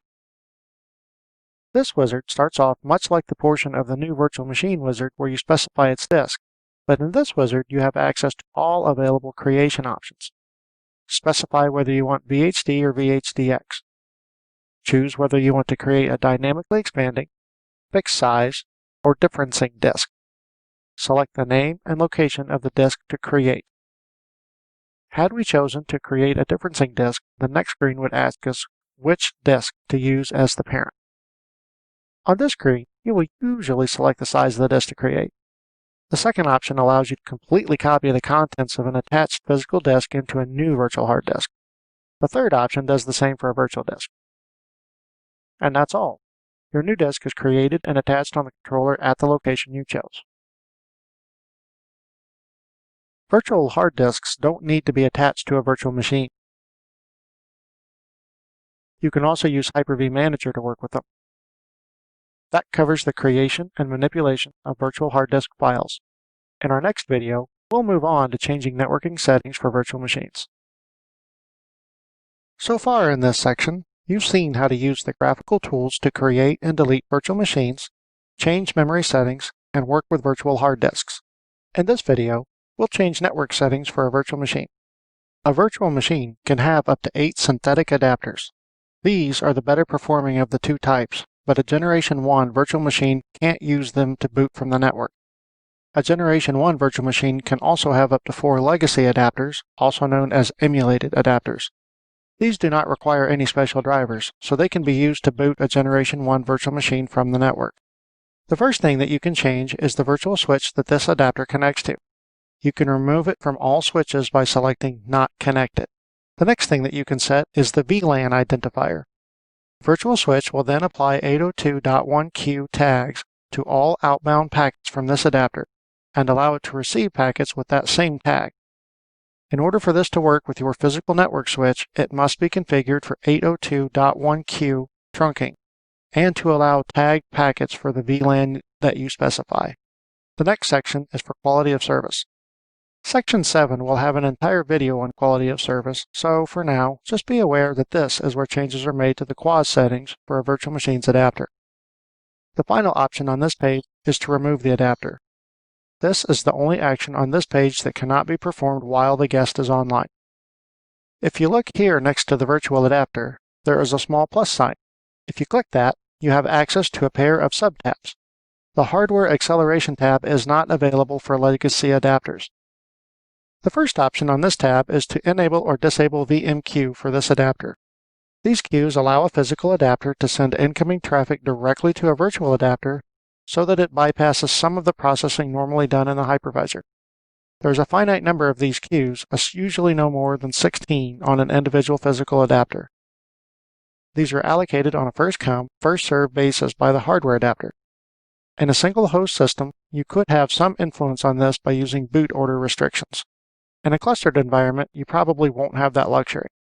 When a virtual machine is migrated to an active host, that's when it attempts to register for a queue. If your virtual switch is hosted on an adapter team, you can spread out VMQs by using the Hyper-V port or dynamic load balancing methods, which assigns each virtual adapter to a specific hardware adapter. This restricts the bandwidth available to the virtual adapter, but ensures that each queue on each physical adapter is only used for one virtual adapter. In all other load balancing types, each virtual adapter attempts to register a queue on each physical adapter. This can quickly lead to depletion. If you don't want to compromise on bandwidth distribution, you can use this checkbox to prevent this particular virtual adapter from requesting a queue. The physical adapters on this particular host don't support VMQ, so this checkbox doesn't really do anything for them. VMQ is enabled by default. The next option is for IPsec offloading. This works just like it would for a physical adapter. All IPsec offloading for all traffic on a host is cumulative, so performing this function in many virtual machines can quickly deplete hardware resources.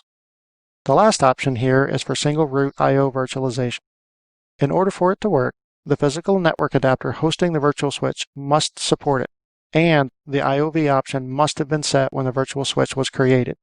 It doesn't work when the physical adapters are teamed. Also, you won't be able to live or quick migrate a guest with an SR-IOV adapter to a host that doesn't have enough available virtual functions on its network adapter. Next, switch to the Advanced Features subtab. The first option allows you to override the automatically assigned MAC address and provide one of your own. This checkbox allows the guest to assign its own MAC address.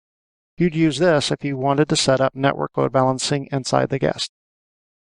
The next two provide protection for your network from rogue applications inside the guest. With these boxes checked, a guest cannot respond to requests for DHCP addresses or for routing information. If we set this as a protected network, then the guest will be live migrated to another host if its network fails for any reason, but only if the target host can also access that network. Port mirroring works just like it does on a physical switch. Use this drop-down box to set this as the source or the destination port. The last setting enables teaming of adapters inside the guest. If you set up SR-IOV, you can use this to overcome the lack of teaming at the host level. The guest must be running an operating system that can team adapters in order for this to work. That's everything for virtual network adapter configuration. In our next video, we're going to look at how to set up the automatic actions taken by a virtual machine in response to events. In the other videos in this section, we focused on configuring virtual hardware for guests. Now we're going to look at setting how Hyper-V or failover clustering act on the virtual machine when certain events occur. These options are central to the failure protection features of Hyper-V and can help keep your virtual machines available even when there's an outage. In the previous video, you saw the protected network setting, which live migrates a guest if its network connection is lost. Now, let's move down to the Integration Services tab. If the guest operating system has the integration components installed, they can be selectively deactivated here. Most of these are self-explanatory, so we won't spend a lot of time on them. If operating system shutdown or heartbeat are disabled, it can cause interference with automated routines. There's another component to the heartbeat setting, which we'll look at a bit later in this video. Let's change to the Automatic Start Action tab. This is what happens to the virtual machine after a shutdown. A typical example would be if all cluster nodes are shut down normally and then turned back on. Because of the way that cluster failover works, if this virtual machine is owned by a node when that node is turned on, it knows to follow the settings on this tab. Nothing leaves the VM off. The next setting restarts the guest if it is determined that it was running when the host was shut down. The final setting will ensure that the guest is always turned on. For either of the last two options, you can also insert a forced delay. This time begins at hypervisor startup for all VMs, meaning that every VM with a delay of 30 seconds will all begin to start at the same time. It does not chain one after the other unless you specify progressively longer delays. If you've got a lot of machines using dynamic memory, this can help you to manually determine how to avoid situations where virtual machines can't start due to low memory conditions. However, there's an easier way. A better way to steer this behavior is on the Memory Settings tab. The Wait tab will guide Hyper-V on how to start guests. Those with higher memory needs will be started first. If there isn't enough memory available to start the rest initially, but after some time dynamic memory is able to free some up, then the others will be brought online as possible. Now, let's move to the Automatic Stop Action tab. For a clustered guest in 2012 R2, these actions are ignored unless the cluster service isn't running. Because these stop actions aren't usually applied to cluster guests, we need to go here, to the Virtual Machine Resources Properties. The shutdown option that will usually be followed is here. This adds a fourth selection, which is forced. When this is set, the shutdown service will override any conditions or applications that attempt to block the shutdown. This is also the other location for the heartbeat setting. Heartbeat monitoring must be enabled here and in the Integration Services tab in order for it to work. This concludes our video section on using the GUI tools to change virtual machine settings. We saw how to create and delete virtual machines, adjust memory settings, work with virtual hard drives, change network settings, and set automatic actions. In the next section, we're going to learn how to do all of those same things in PowerShell. In the previous section, you saw how to use the graphical tools to work with your virtual machines. The videos in this section will largely mirror what you saw in those videos, but we're going to stay in PowerShell the entire time. The great benefit of PowerShell is that once you become familiar with the tasks, you can usually complete them much more quickly and precisely than you can with the graphical tools. This first video is going to be about the creation and removal of virtual machines in your cluster. The next video will work through the memory options available to virtual machines and how to change them. The third video will be devoted to working with the virtual hard drives attached to a virtual machine. The fourth video will cover virtual adapter settings. And the final video will discuss changing the automated actions that your cluster will take with virtual machines. To begin your PowerShell journey, run update help. Always remember that you have get help at your disposal. You can also use the aliases help and man. The first command that we're going to use is new VM, so let's see what it has to offer by using get help with the full switch. We're not going to examine all possible options here, but scan through the parameters. Notice what is required, what is not, and what the parameters mean. After the parameters, you can see some examples. If you get stuck, these can sometimes help you determine how to proceed. At the end, you see a link to a web page that contains the information that you see here. Now, let's use this to create a new virtual machine. First, enter new VM. Do you remember all those parameters? Of course not. Just put in a hyphen and press Tab. If you continue pressing Tab, PowerShell will automatically cycle through the available parameters. If you type a letter and press Tab, PowerShell will automatically show you parameters that only start with that letter. Type as much as you know and then press Tab and it will find that parameter. You probably saw that most of the parameters aren't required, but we're going to enter about as much information as we would have in the GUI.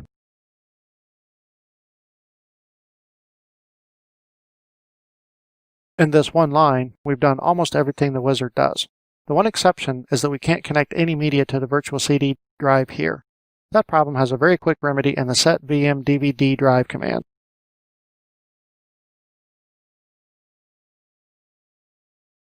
Now, you could just run start VM against that VM and it would boot off the DVD you just attached. What we want to do is convert it to high availability mode. This is very simply done. With the pipeline feature of PowerShell, you can easily perform the virtual machine creation and its conversion to high availability in a single step. First, use the up arrow on your keyboard to retrieve the new VM command we just entered. We'll go back and change a couple of things so that's a different VM and so that the hard drive doesn't collide. Now, press End on your keyboard, then enter a pipe character. Then just type add cluster virtual machine role commandlet and press enter. This creates the virtual machine and then passes it down to the pipeline where the next command converts it into a cluster resource. Reversing this procedure is usually fairly simple. When you use the above commands, it created a set of cluster resources with the same name as the virtual machine. You can see all cluster resources very easily with get cluster resource. Look in the center column under Owner Group, and you can see that all the objects related to the VMs have an owner group with the same name as the VM. Because of that, we can remove high availability from a VM with one simple command.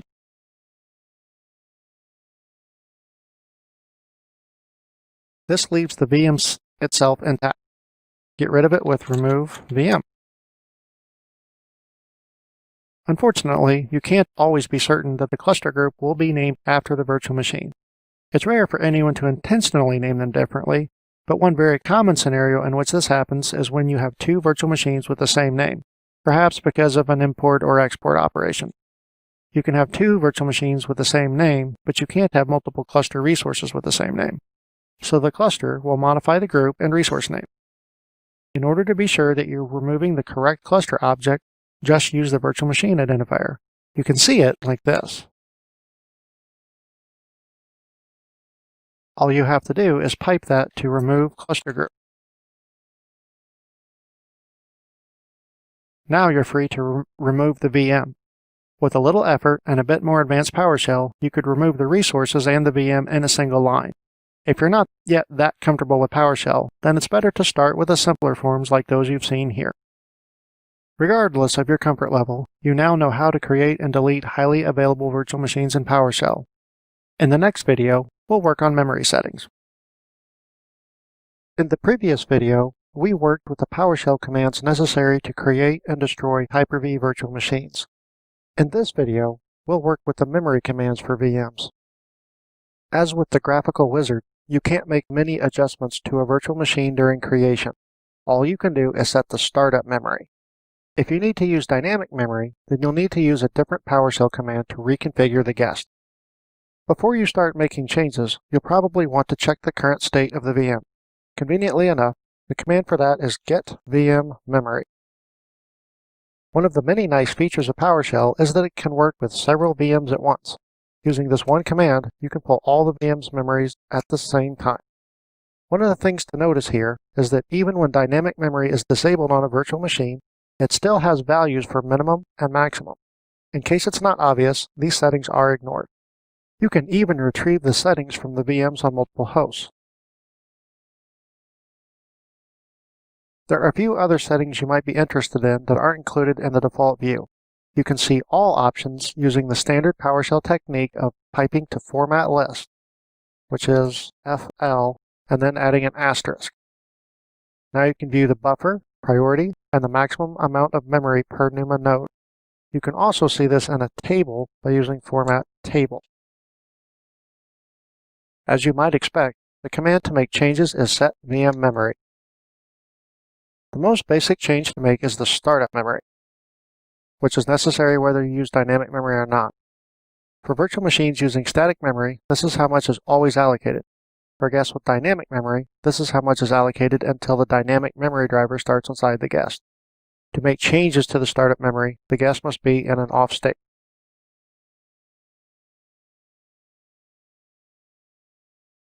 The only necessary component in that command is the parameter that enables dynamic memory. As you saw in the get VM memory command, there are already values for all of these items. Therefore, you could continue to use the existing minimum, maximum, and priority settings if they are acceptable. If it's not obvious, priority parameter here is the equivalent of the memory weight setting in the GUI. It ranges from 0 to 100, meaning that you can make much finer adjustments in PowerShell than you can in the graphical interface.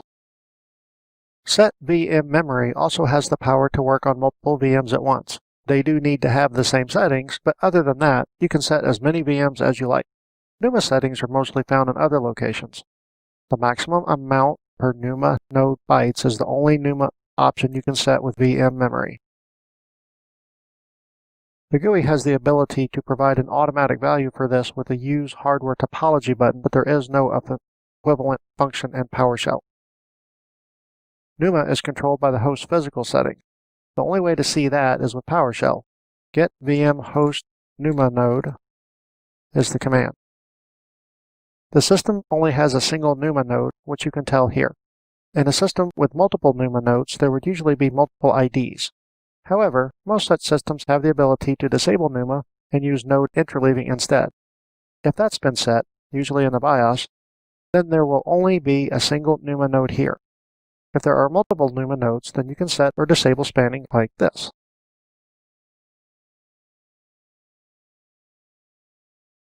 Upon receiving this message, you can restart the VMMS service like this. This is usually not an invasive operation, but you'll want to ensure there are no migrations, import-export operations, backup, or anything else that might depend on the management service being available. In order to change the other NUMA settings for a virtual machine, you need to use Set VM Processor. That's all for memory settings.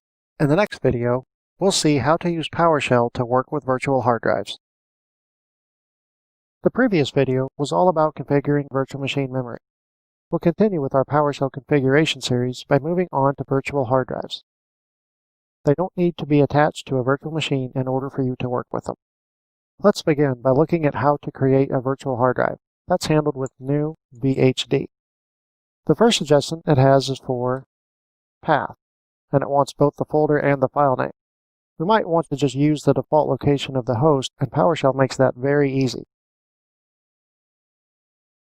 Next, it suggests parent path.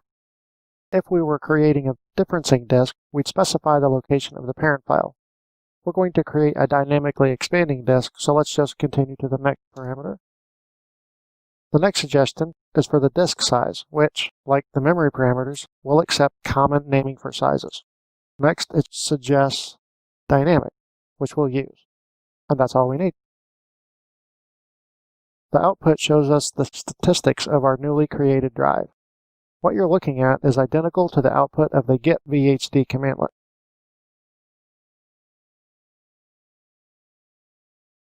That command is the equivalent of the inspect button inside the GUI. If you want to switch between disk types, use the convert VHD command.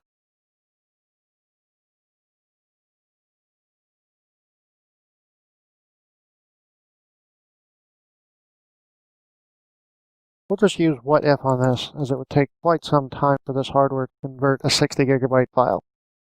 What's not so obvious about this command is that it can also convert between VHDX and VHD. All you need to do is change the extension on the destination path. You can mix this with a VHD type parameter to modify both simultaneously. If it's not made plain by the destination path parameter, this conversion does require the creation of an entirely new file. Make sure you have enough space for it. The source file is not modified during the conversion. Another thing you can do is change the size of the virtual disk. It's possible to shrink the VHD, although it won't work on this one because it's never been used. In order for this to work, the disk must be formatted. That's probably something you want to handle inside the guest, but there's nothing stopping you from doing it right here.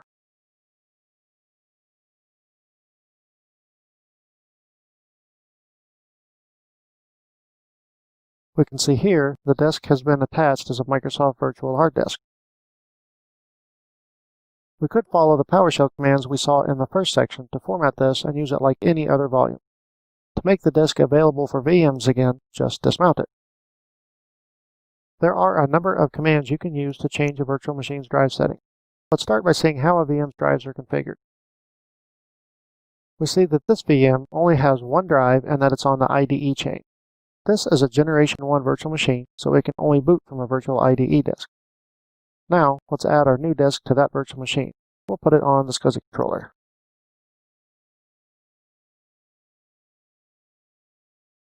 Why did we use location 2 when we know that location 1 is open?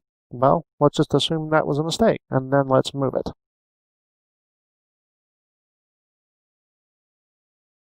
As you can see, it's been moved to position 1.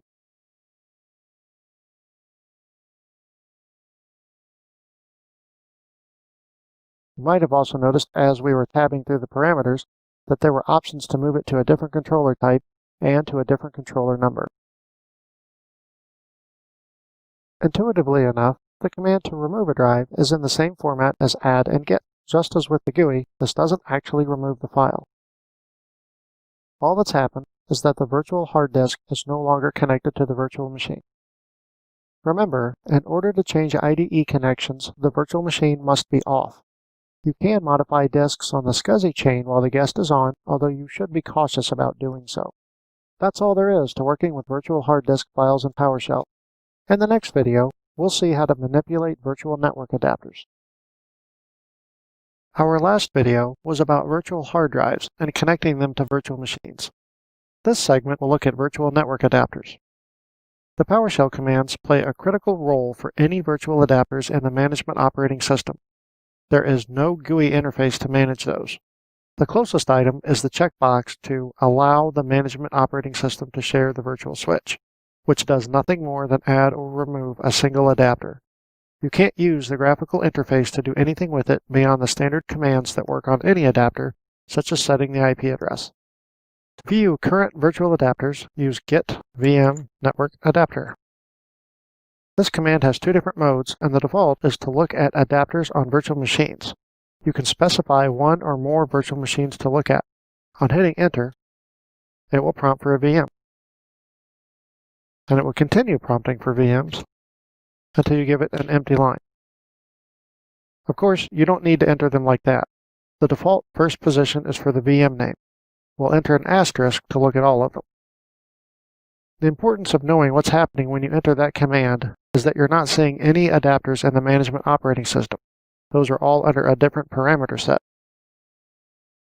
This switch parameter is very important and is present on all virtual network adapter commandlets.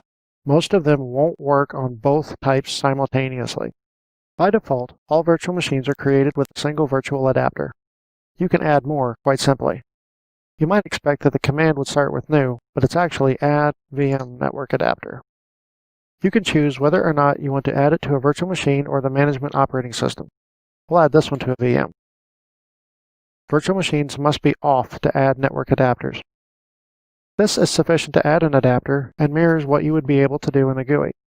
If it's a Generation 1 virtual machine, you could use the isLegacy parameter to make it an emulated adapter.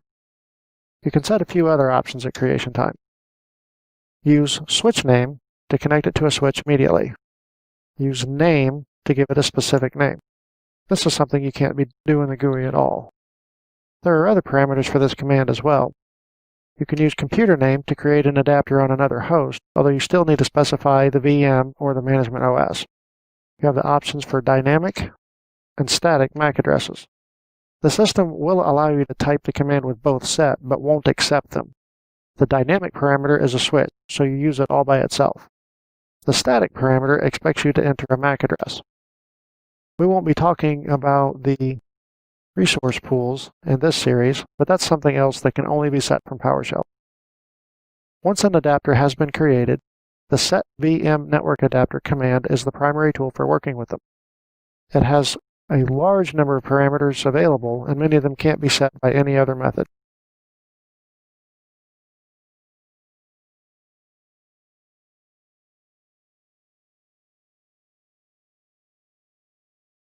Once an adapter has been created, the set VM network adapter command is the primary tool for working with them.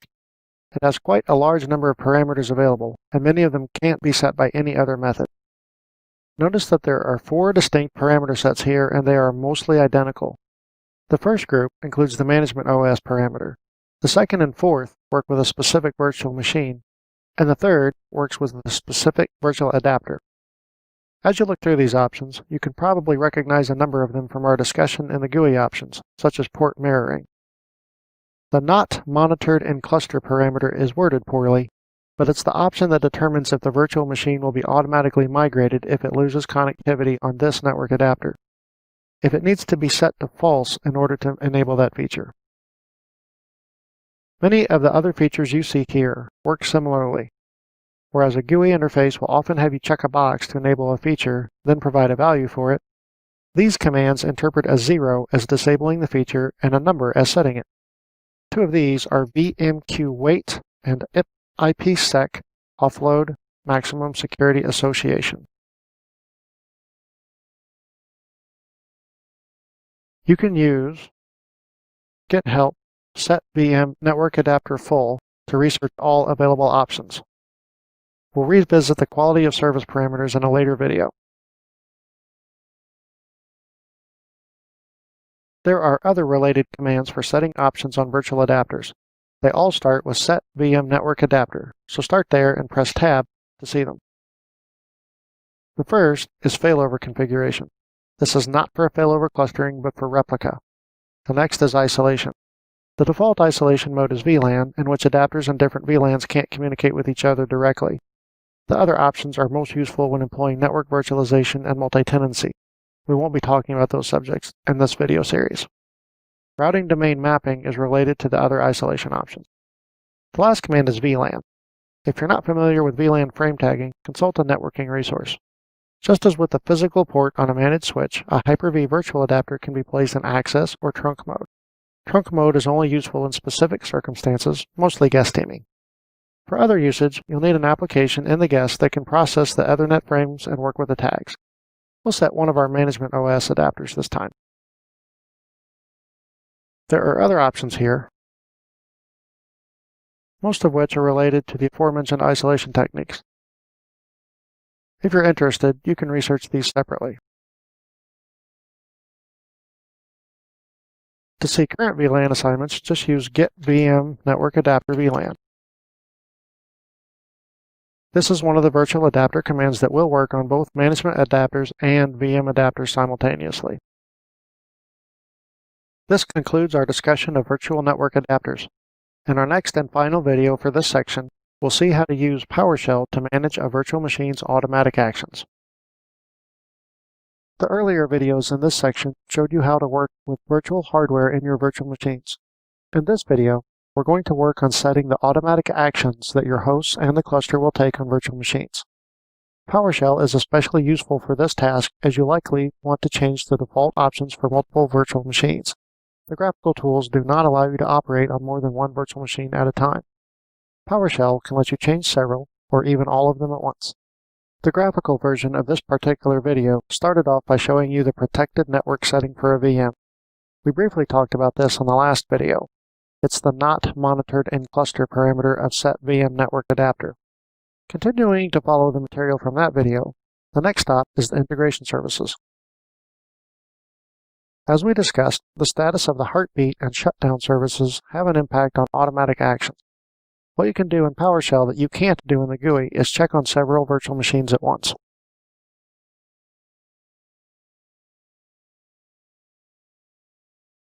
don't worry about this output. Virtual machines that are turned off won't report a status. You can change these with the Enable and Disable VM Integration Services commands. For the automatic actions themselves, we return to the Set VM command. Let's begin with the automatic start action. This parameter has predefined options, so you don't have to try to remember them. Just enter a space after the parameter, and then you can then tab to the options. Nothing means to leave the virtual machine off or save. Start will always start the virtual machine when its host boots. Start, if running, will return the virtual machine to the state it was in prior to the shutdown. The related parameter is automatic start delay. Enter a number in seconds to wait after the hypervisor starts before it attempts to turn on this virtual machine. As we mentioned in this video about these options in the GUI, this is best used when one virtual machine depends on services provided by another, and you want to give the first a chance to start. It can also be used to stagger VM start, so the overall resource drain is lowered, and to help ensure that interdependent systems start in the desired order. Even though it could be used to aid in dynamic memory, that's better done by setting memory weight. We'll come back to that. First, let's take a moment to look at the automatic stop action parameter. When set in this location, it has practically no effect on the virtual machine unless the cluster service isn't running. As for the memory priority to help control startup order, that's on the set VM memory command. It has very simple usage. Get VM memory shows you what they're currently set to. Changing or even viewing the cluster-controlled automatic stop action in PowerShell isn't intuitive, but not difficult once you know what to do. The objects in failover clustering are tied to the virtual machine by its ID, not its name. But since the names usually match, you're probably safe using them. So let's look at the names first. We'll start with Get Cluster Resource. Here, we see all cluster resource objects. We'll work on the one named Virtual Machine SV from PS. Now, let's send it through Get Cluster Parameter. What we're interested in here is offline action. Since we don't have a crafted interface for this like setVM, we have to manually interpret the numerical value. 0 is for turn off, 1 is for save, 2 is for shut down, 3 is for a forced shutdown that terminates any processes that take too long to stop. To make up for the difficulty in understanding the number, you can pipe several virtual machines to set cluster parameter to change the setting. On the same parameter list, you can also see the check heartbeat item. This interacts with the previously mentioned heartbeat integration service to provide Hyper-V with the ability to check the status of the guest operating system. You set it the same way you set the offline action, although the only options here are 0 and 1.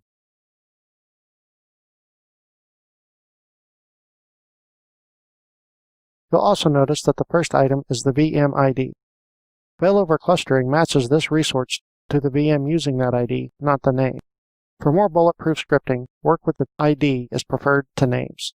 This wraps up our section on using PowerShell to work with virtual machines in a cluster.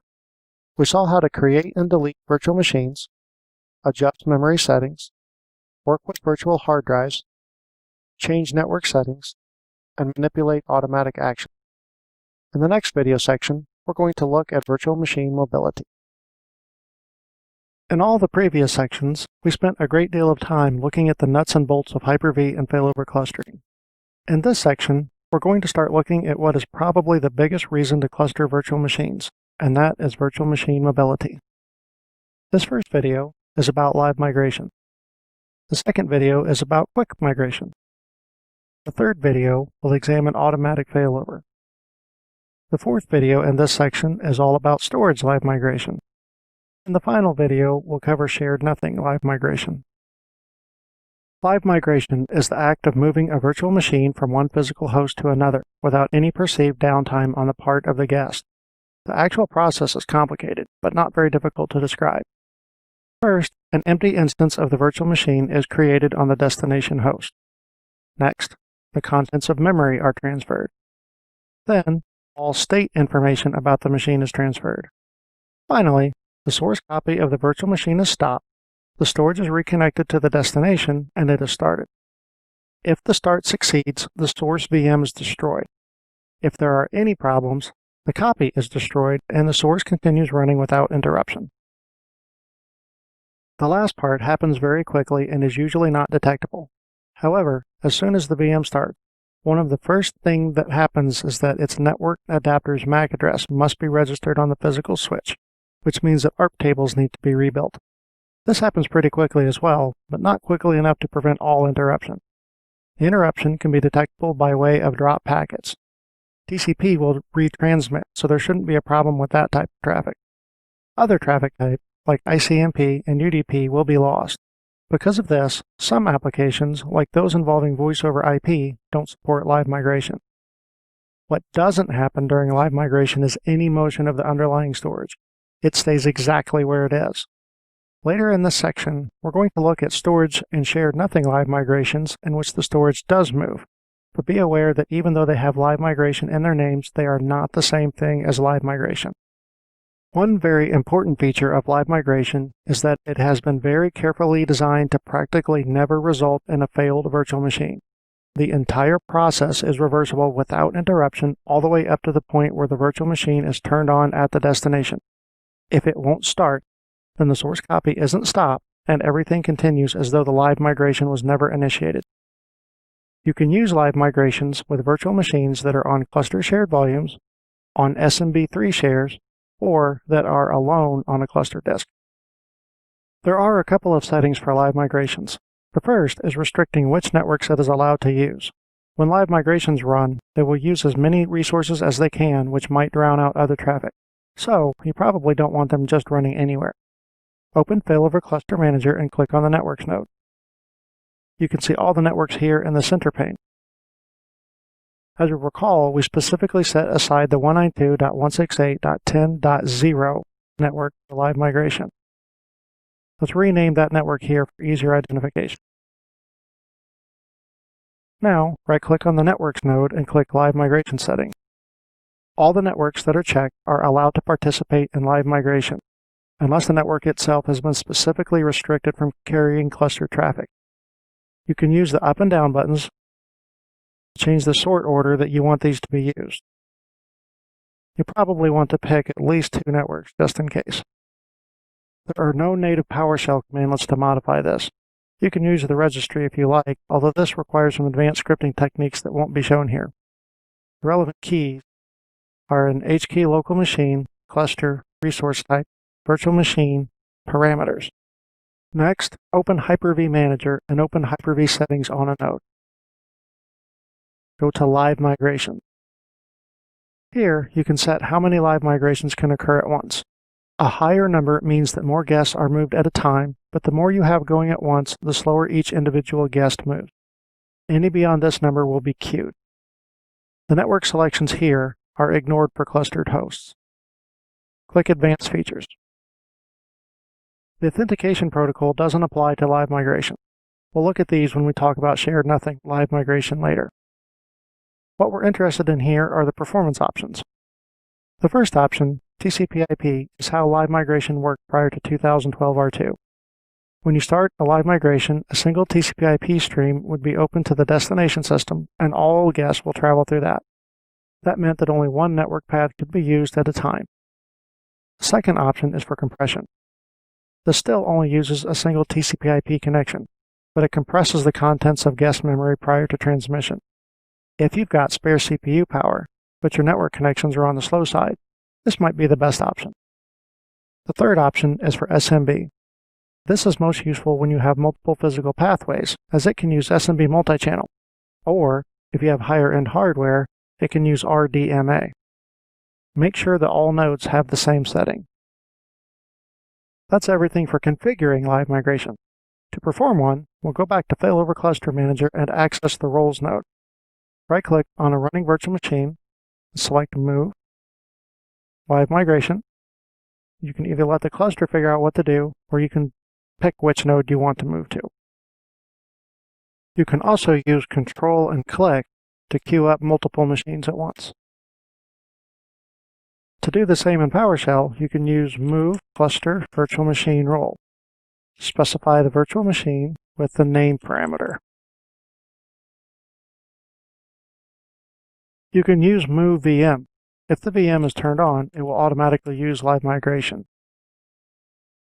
You must specify a destination host with this parameter, though. This concludes our video on live migration. In our next video, we'll move on to quick migrations. In our last video, we worked with live migration. This video will be about its relative, quick migration. Quick migration is the oldest form of migration for clustered Hyper-V virtual machines. In the very first release of Hyper-V, which was with the Windows Server 2008 series, it was the only available option. Live migration didn't appear until Hyper-V 2008 R2. Quick migrations aren't used nearly as much since the introduction of live migration, but they still have their uses. The mechanisms involved in a quick migration are somewhat simpler than those in a live migration. It starts by placing the virtual machine into a save state, using exactly the same process that occurs when you manually initiate a save. The first part of that involves pausing all the virtual machine's processes. What this means is that the virtual machine becomes unavailable. Then, all of its memory contents are saved to disk. You might recall from the video on virtual machine files that there are bin and VSV files created for the virtual machine when it is saved. The bin file contains the contents of memory. The VSV is all the rest of the configuration. As soon as the save completes, ownership of the virtual machine is transferred to the target node. It is then restored. The transfer happens very quickly. The restore takes whatever time is necessary to retrieve the virtual machine from its save state. It's usually comparable to the amount of time it took to save it in the first place. At the very end, the virtual machine is started and made available. All of this means that a quick migration involves downtime for the services. Unlike live migration, there's almost nothing to configure for quick migration. A virtual machine storage must be accessible on the destination node, just as with live migration.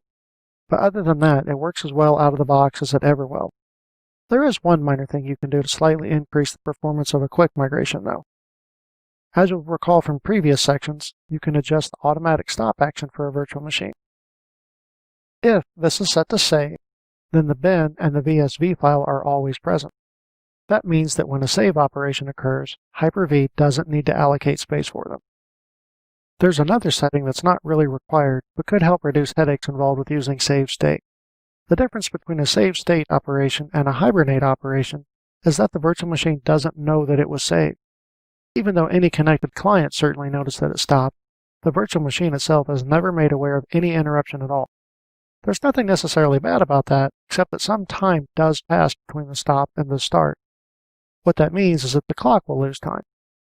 In order to address that, you'll want to go into the virtual machine settings on the Integration Services tab. Find Time Synchronization. If this is set, and the integration services are installed and working inside the guest, then the clock will be immediately updated upon resuming from a save state. In some troubleshooting and problem scenarios, people will turn off this service. Just remember that without it, a virtual machine will always lose time when it is saved and resumed. It's probably configured to periodically update its clock from some external source, though, so this may not be a major problem. There are 3 reasons to use quick migration. The first is simple necessity. You can't live migrate a virtual machine when it's off because it's not live. Quick migration is the only option. You see here that it's right next to the live migration option. You can also see that moving a virtual machine that's off takes almost no time. It's the save and restore portion that requires time. The second reason is if you've got much faster disk access than network access and you're in a situation in which time is of the essence. In these demonstrations that you're seeing, machines don't move very fast because the disk isn't very fast. With higher quality hardware, you will likely be able to save the contents of a guest in a fraction of the amount of time you see here.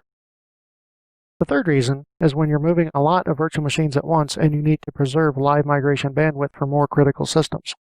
In an upcoming section, we'll look at how this can be somewhat automated. As you might expect, quick migration can be performed in PowerShell. It uses the same commandlet as live migration, but with a couple of twists. First, you have to use the migration type parameter, or the move will be a live migration. Second, if the virtual machine is off, you'll get an error that the migration failed, although it will have succeeded. If the virtual machine is off, you can also use move VM. Remember that if the VM is on, Move VM will always use live migration. That's all for quick migration. In our next video, we'll bring live migration and quick migration together in a discussion about failover. In the previous sections, we saw all about live migration and quick migration. Now, we're going to show how they factor into failover situations. Failover is what the cluster is made for. Its primary purpose is to keep protected services and systems available as much as possible, especially when there is a failure. Usually, we think of these failures in terms of hardware, but there are other situations the cluster can protect against. There are two types of failover: automatic and manual. We mostly think of the automatic kind, but a human administrator can also initiate a failover. This is very simply done in either Failover Cluster Manager or PowerShell. In Failover Cluster Manager, click Nodes in the left pane. In the center pane, right-click the node whose virtual machines you want to failover. Choose Pause, then Drain Roles. You can switch over to the Roles section to see that the guests on this system are being automatically moved to other hosts. This cluster has only 2 nodes, but if you have more than 2, it will automatically balance where each machine goes. Now, try to live migrate a guest back to the source node. You'll receive this message that the cluster node is not available for this operation. This is why it's important that you use the pause and drain feature, because otherwise there's nothing to prevent virtual machines from being moved back to this node. Once you're ready to return the node to service, go back to the nodes list. Right-click on that node, then choose Resume and Fail Roles Back. Otherwise, you can leave them where they are. To do the same thing in PowerShell, use Suspend Cluster Node. Something to note on this commandlet is that as of this recording, neither the online help nor the parameters listed in Get Help match the auto-completion suggestions. If you run Suspend Cluster Node with just the node name and no parameters, it suspends the node but doesn't drain anything. To do that, use Drain. There's an optional switch you can use with this called Force Drain. That will cause the drain operation to proceed even if some migrations result in errors. For Hyper-V, this doesn't seem to yield different results than just using Drain. In all cases, no matter what happens, the node will be paused. Any virtual machines that couldn't be moved will continue running, but no new guests can be moved to the system. Use Resume Cluster Node along with the failback parameter to return the node to service. For automatic failover, the cluster's action depends on what it's responding to. In a major node failure, such as a blue screen or a power outage, all the guests running on that system crash immediately, just like the host does. Within a few seconds, the other cluster nodes will start turning on those guests. This is a lot like a quick migration, except that the guests were never saved. New in 2012 R2 is the ability for the cluster to respond to a node shutdown by automatically live migrating all guests. This is essentially like a drain operation. When the node comes back up, any guests it was hosting are live migrated back. The cluster service on a node also responds to the loss of quorum. We talked about quorum back in section 2. If a node is unable to contact enough other nodes to be considered a majority, then it shuts down its own cluster service. It performs the cluster-controlled shutdown action set for all of its VMs. If there are nodes that do have quorum, they will start any of those guests that were running. Another event the failover system can respond to is loss of a virtual machine's network. The cluster will attempt to live migrate the guest to a node where the network is available, if there is any. It is possible to shape how failover works by using possible owners, preferred owners, and anti-affinity. Possible owners are set on the Virtual Machine Resources Advanced Policies tab. If you uncheck one of these, the virtual machine cannot run on that host. Preferred owners is set here. In a 2-node cluster, this usually doesn't do much, but the cluster will attempt to place the virtual machine on a checked node when it is given the option. The technique for setting these in PowerShell is somewhat confusing because they're almost identical and there's no easy way to know which you're doing without just remembering the difference. To set preferred owners, we work on the group. To set possible owners, we work on the virtual machine resource. Either way, the first thing to do is get the VM's ID.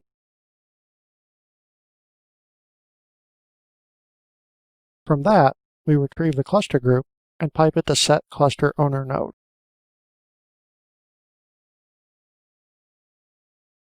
Remember, that's for preferred owners. For possible owners, it's the same thing, but on the resource.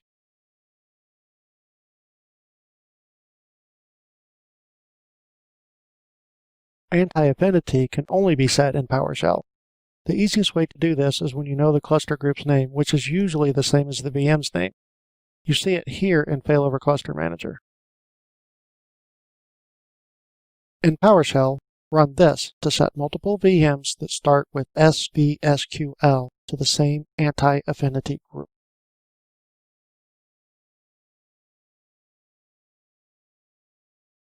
Now, when the cluster has the choice, it will place these VMs on different hosts. You can add the same system to multiple groups if you like.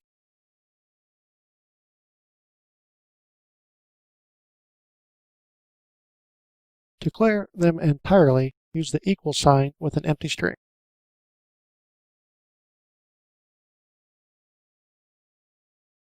As you script this, you can use advanced techniques that involve gathering group names from VM IDs. That's everything for failover in a Hyper-V cluster. In the next video, we'll go into storage live migration. So far in this section, we've looked at how the memory and processes of a virtual machine move. In this video, we're going to move the files instead. There are a number of reasons to perform a storage move. You might want to clear up some space on a location that's running out. You might have purchased newer and faster storage equipment. You might have a virtual machine that's causing too much I/O contention for other VMs in the same location. Whatever the reason, storage live migration is the answer. It causes no downtime for the virtual machine at all. As with most things, you can perform storage live migration either in the GUI or in PowerShell, but the GUI is usually easier. Right-click on a role, then go to Move, then Virtual Machine Storage. Click the plus next to the virtual machine itself, and you can see all of its storage points. Down below, you can see all the CSVs and the cluster disks the Failover Cluster Manager knows about. What you don't see here are any SMB shares. They have to be added each time that you want to use them. The easiest thing to do would be to just grab the entire virtual machine and move it at once. But you can see that it's blocking this particular action. That's because of the ISO image. You can't use storage live migration on anything in a virtual DVD drive. You could drop out of the screen and modify the properties on the VM so that the ISO is no longer attached. But you can also drag the individual item and leave the ISO behind. As you do that, you see up here that the destination storage path is being changed to reflect the new location. If we click Start, then it will begin to move. We don't want to do that for now, just because it would take a really long time with nothing to look at but a boring progress meter. What's important to see on this screen is just how easy it is to move the individual components to completely different locations. As you'll recall, we talked about splitting up virtual machine storage in a previous video. This is how you do it. Let's look at an example. Your company uses a major line of business application from a software vendor that's not very reliable when it comes to making quality software patches. So, this virtual machine will run a copy of that software. When the company releases new patches, they'll be applied to this environment, and then some users will try it out. Anytime a patch fails, you want to be able to quickly roll back. The company doesn't have a large enough deployment to use a truly separate test environment, so this virtual machine has to co-locate with production virtual machines. So, it's been decided to use checkpoints with this virtual machine. But you are aware that checkpoints can continue growing until they consume all available storage, at which point every single virtual machine in that location will be paused until some space is freed up. What we've done to solve this problem is create a one just for the system. Now all we need to do is come here and move the avhdx file to this location. Now, if that checkpoint expands to fill this space, the only virtual machine that pauses is the test virtual machine. If that happens, we can just discard the checkpoint. If we decide the checkpoint is useful, we can use storage live migration to put the checkpoint in a larger location and then merge the snapshot. There is a Move Storage wizard inside Hyper-V Manager, but it blocks HA virtual machines. It will only move non-HA guests. The PowerShell version isn't bad for simple or even intermediate moves. If you want to just pick up a virtual machine from one location and drop it elsewhere, you only need to use the destination storage path parameter with move VM storage. Once you enter something for that variable, you'll notice that the auto-completion only shows you a handful of other available parameters.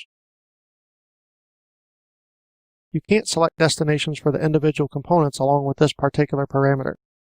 As for the other options that are available, take note of retain VHD copies on source. This is something that you don't get in the GUI. If you want to split up the destinations, it can get trickier because of the VHDs.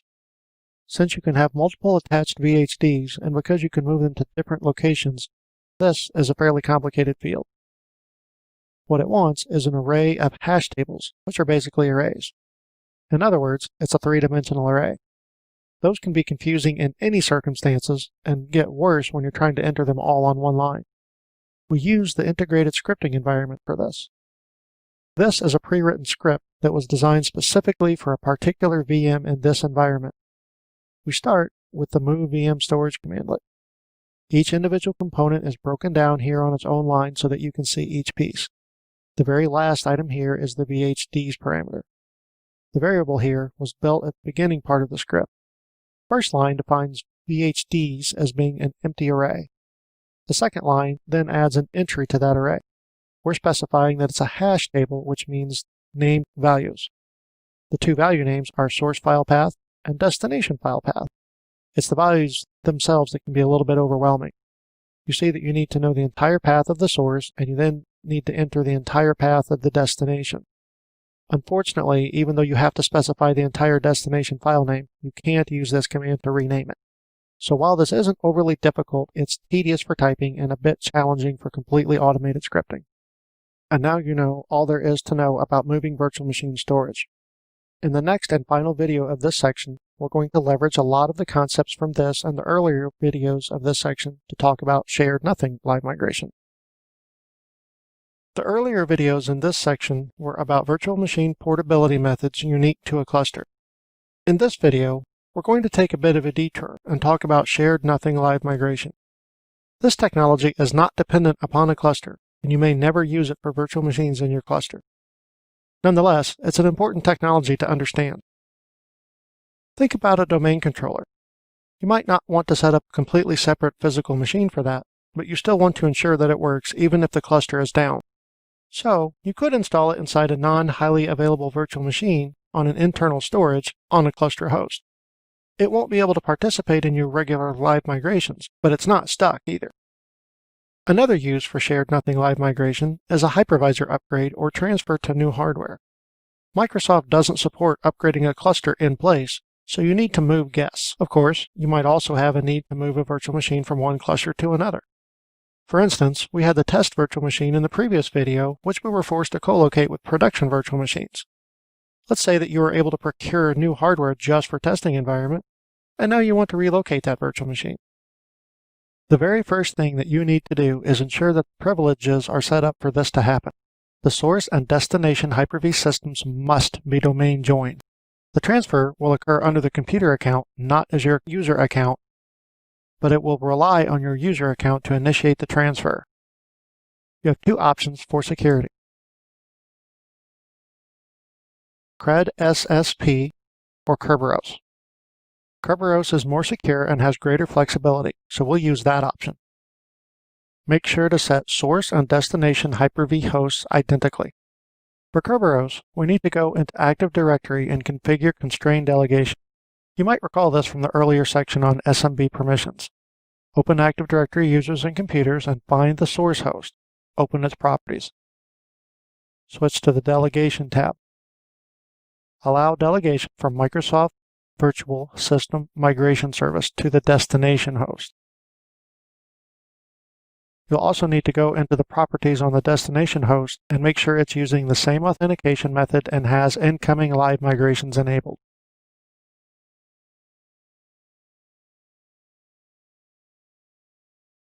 Remember that you can't use shared nothing live migration on a highly available virtual machine.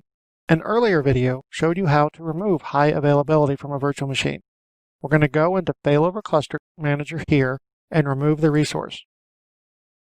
Now it's just a standard virtual machine and we're free to live migrate it out of the cluster.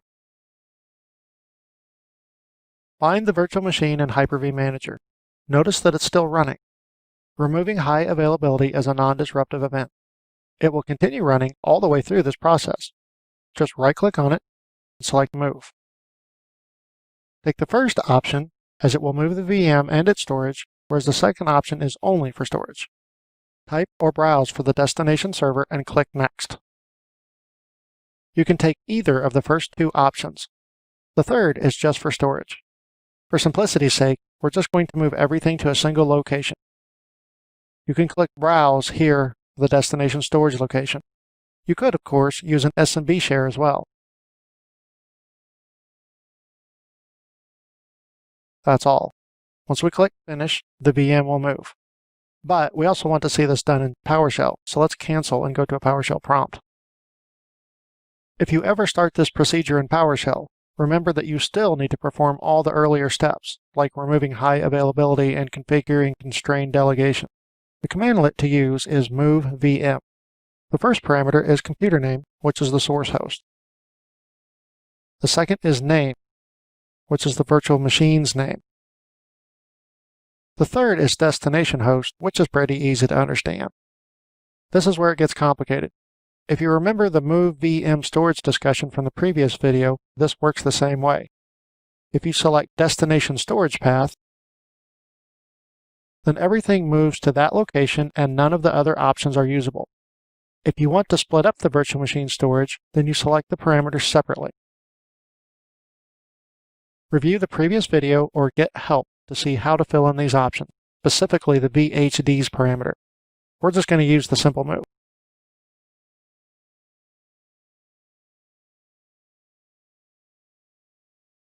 And that's all there is to it.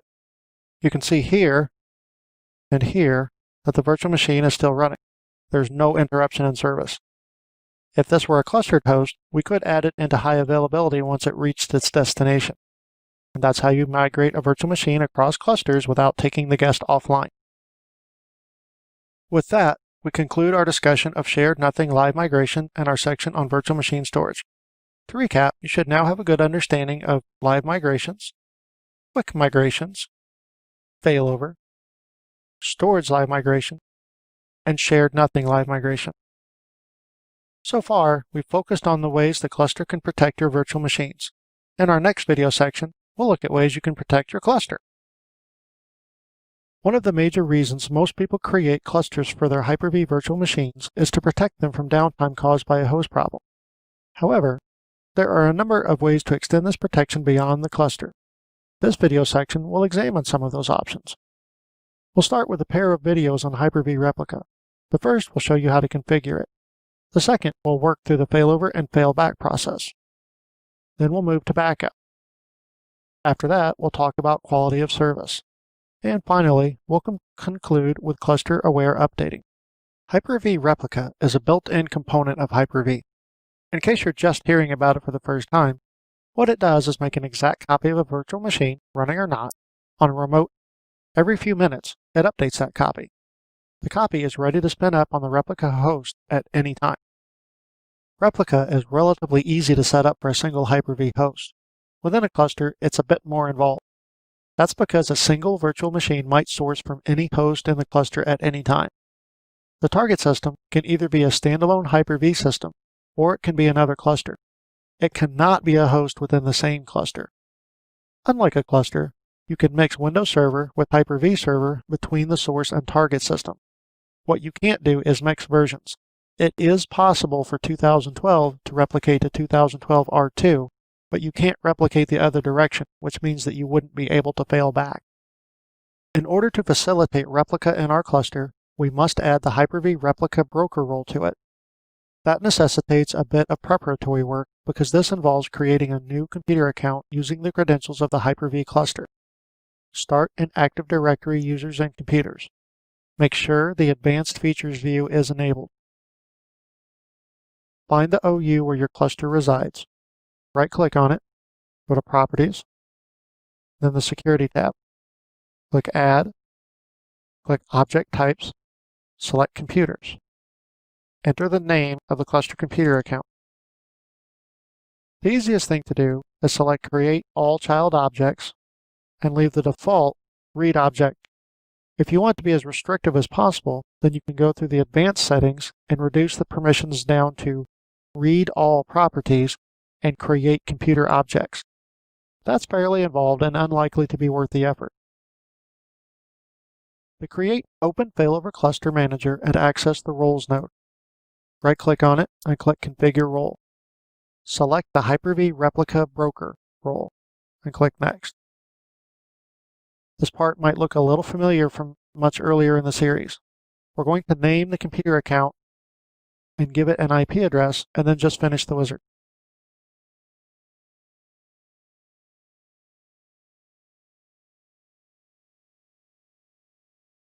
You can watch as the account is created and the role is brought online.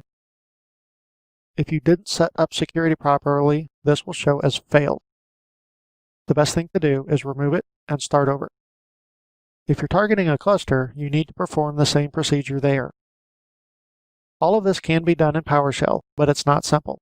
If you're interested, there are guides to be found on the internet. Once the broker is prepared, you need to set up the target system to receive replicas. If it's not clustered, use Hyper-V Manager. Open the Host Properties and navigate to the Replication tab.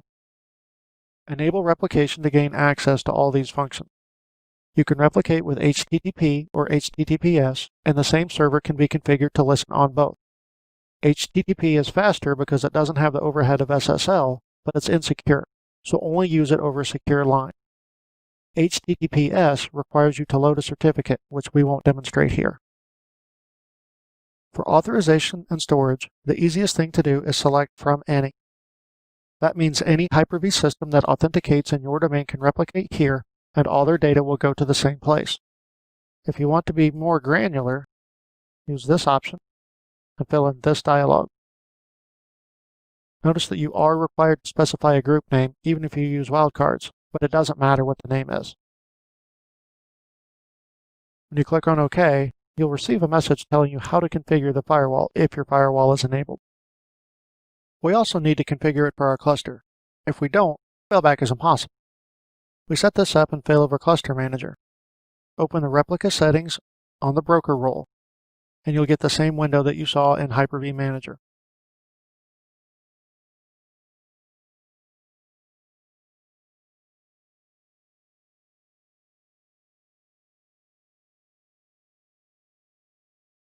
Now you can just set up replica for individual virtual machines as you would on a standalone Hyper-V system. Even though we won't be talking about it in this series, you can also use the Extend Replica feature to replicate to a third system as well. Some of the options you select while replicating a VM will have a direct impact on failing over and failing back. That's the subject of the next video, so we'll cover all of those options there. In the last video, we finished off with configuring your cluster for Hyper-V Replica. This video is about failing over and failing back. Before we get into that, we need to look at the configuration of a replica. Unlike clustering, replica has no way to know if a virtual machine is in a position where it should be failed over. The replica host might lose connectivity to the source, but that doesn't mean the source is down. Therefore, failover and failback is a manual process. Both processes can be done in the GUI tools or in PowerShell.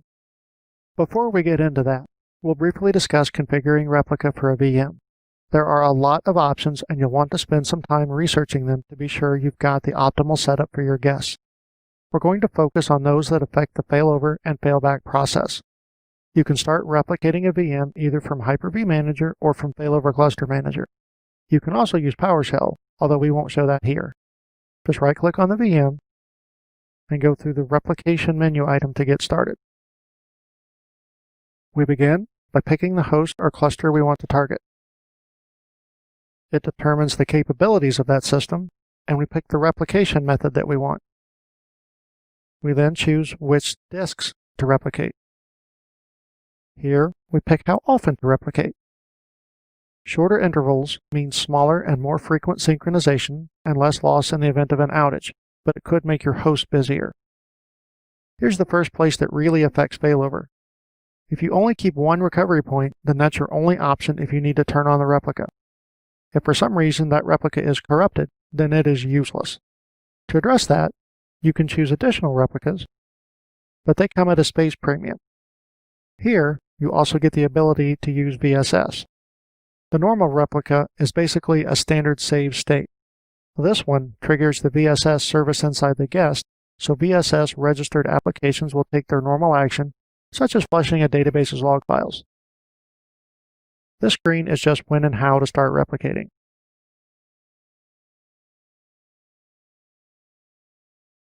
Failover and failback are fortunately not difficult, especially since they're probably going to be used in emergencies. But you can perform a planned failover, whether for testing or because you know that there is a problem, such as a hardware failure or a pending power outage. This process ensures that the replica is completely up to date. For this, the virtual machine must be off. You start from the source virtual machine's replication menu. You can see the options here to automatically set up the reverse and to start the replica machine after the failover. We're going to clear these. Once this finishes, we're in a halfway point. The source system isn't replicating, but the target virtual machine isn't exactly the active guest either. You need to come to the target and click Failover to complete the failover process. This is now the active virtual machine. To return it, we go through reverse replication, which we could have had it do automatically.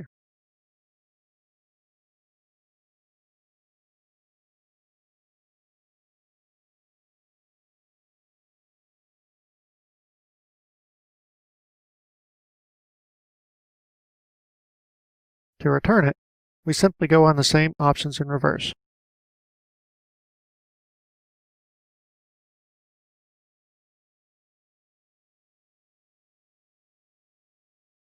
This time, we'll select all of the options.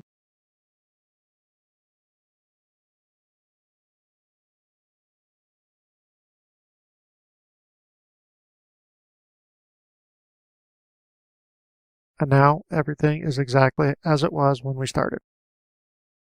You've already seen everything you need to perform an unplanned failover. In this case, it's assumed that the source system isn't available, so you just skip all the work done on the source and just tell the target to failover. It warns about data loss of anything that happened at the source since the last replica, but we assume that there's nothing there anymore anyway, and that's all there is to the unplanned failover process. If the source system comes back online, you need to make sure that the source VM is off, and then you would go through all the menus to reverse replication and then proceed just like you did in the earlier steps. Replica has very rich support from PowerShell. We're not going to talk about all the available commandlets here, as most are easy to map to the procedures that you saw in the GUI, and, of course, they have a robust help system. The pair in particular that we do want to talk about are the two dealing with the failover network configuration, because that can't be set in the GUI.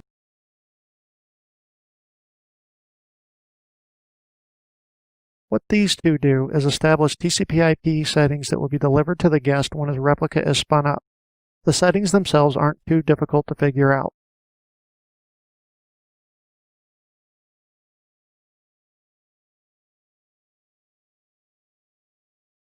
You can set by VM name, by VM object as piped in from GetVM, or by the specific adapter. If you set options, you can clear them using either of these clear options.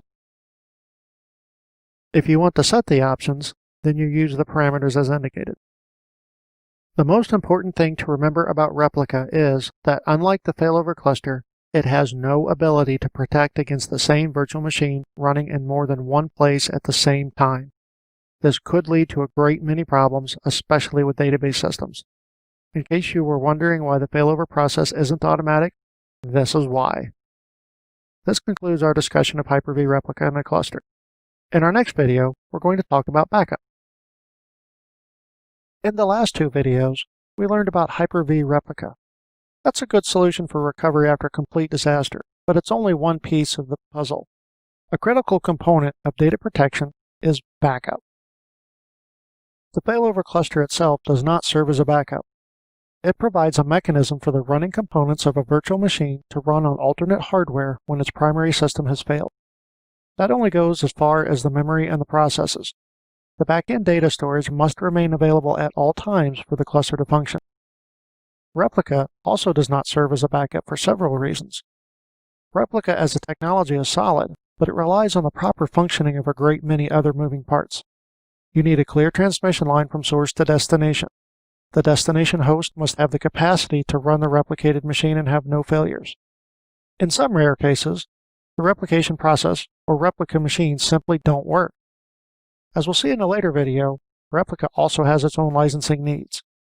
The major gap that neither the cluster nor replica can address is the ability to retrieve only some data from a particular point in time. So, even with the protection of these other systems, it is absolutely critical that you have some form of data backup. There are no viable alternatives that will provide proper protection for your data. Backup is usually simpler and therefore usually more reliable. It doesn't require an entire host system to be available at all times just for replica. Depending on the specific backup solution used, you might be able to retrieve just one file or even an email that was deleted or corrupted. Almost all backup programs have some method for long-term retention and a way to handle the storage of that quantity of data. Replica doesn't do a great job of that, and the failover cluster doesn't do it at all. Having historical backups allows you to retrieve the items whose loss may have gone unnoticed for an extended period of time. It can also help you satisfy legal requirements in some industries. There are two ways to back up a virtual machine in Hyper-V. The first is to install a backup application or the agent for a backup application inside the virtual machine. This will essentially make the backup work more or less the same as it would in a physical instance. The nice thing about this approach is that you can use almost any backup product on the market that supports the guest operating system without any concerns. You can even use the built-in Windows Server backup application. The drawbacks to this approach are that it requires another application inside each guest. It's not as thorough as a backup could be in this environment, and it's tough to synchronize it so that it uses cluster or host resources properly. The second way to back up virtual machines is by capturing them from within Hyper-V. This has the power to get a complete image of the virtual machine without any of the issues with in-use resources that traditional backup applications might have. Depending on the backup application, it might be able to do this without any interruption of the virtual machine services. The risks with this backup type are that not all backup applications work well with Hyper-V. Some don't understand SMB3 shares. Others can't work with CSVs. Some require virtual machines to be taken offline or saved when the backup runs in various circumstances. This is especially common for Linux guests. Because of the strengths and weaknesses of each approach, you might find yourself using a hybrid model in which some virtual machines back up within the guest and some applications from within the management operating system. The other thing to consider is what needs to be backed up. It's obvious that you need to back up the virtual machine. But what about the management operating system? If you use a specialized Hyper-V backup application, it might not even have the ability to back up the host. However, you might not need to. You saw in the first video series that a single host is very easy to install and configure. New in PowerShell 4, which released with the Server 2012 R2 series, is desired state configuration. With that, you could create and save a script that contains all the configuration information for a Hyper-V host. Then, instead of backing up the entire system, you just keep a small text file. If you have to replace the host, you just perform the minimal installation and use desired state configuration to set it up in moments. There is one new feature in 2012 R2 to be aware of. When a backup is taken, it now uses the built-in checkpoint feature of Hyper-V instead of VSS. Usually, you won't be able to see that in Hyper-V. You can see here that it is using an AVHDX file for this particular virtual machine. As long as the integration services are up to date and the backup service is enabled, it will still use VSS inside the guest to notify any VSS-aware applications that they are being backed up. This concludes our video on Hyper-V backup. Remember that it is a critical component of your data protection strategy. In our next video, we're going to move away from data protection and talk about how you can use quality of service settings to maintain network reliability for your Hyper-V guests. In the first 3 videos of this section, we talked about protecting a virtual machine in its entirety against serious failures. not all threats are so severe. For some other risks, you can use quality of service settings. Quality of service is usually abbreviated to QoS and often pronounced QoS. In the 2012 R2 server series, there are two places you can apply QoS. The first is networking, and the second is on the hard disk. With networking QoS, your goal is to ensure that particular traffic is not drowned out by others. The easiest way to control this is at the Hyper-V virtual switch port level. How you do that depends on the minimum bandwidth setting that you used when you created the switch. You can see those settings with the get VM switch commandlet. The first thing to notice is the bandwidth reservation mode. What's important about this is that it's permanent. You cannot change it. If you want a different mode, the only option is to destroy the switch and create it again. Since you're using a cluster, you could move all the virtual machines first and perform that operation without interrupting them, but it also destroys all virtual adapters in the management operating system, and recreating those can be a chore. The other thing to note about this setting is that you might not have gotten what you expected when you created the switch. The current documentation says that the default bandwidth mode is wait, which is not true. The default mode is actually absolute. If you create a virtual switch using the GUI or without specifying, absolute is what you get. This particular switch has been set to wait mode. That means that we assign each virtual adapter a number from 0 to 100. Anything with a number other than 0 will be guaranteed that percentage of total system bandwidth if it asks for it. Otherwise, the system will allow other adapters to use the bandwidth. As you might expect, the wait setting can cause problems if the total exceeds 100, so be cautious, especially when adjusting virtual adapters that can move across cluster hosts. Adapters with a value of 0 fall into the default pool. Here, the default pool is 1%. Remember that this is the total for all adapters in the default.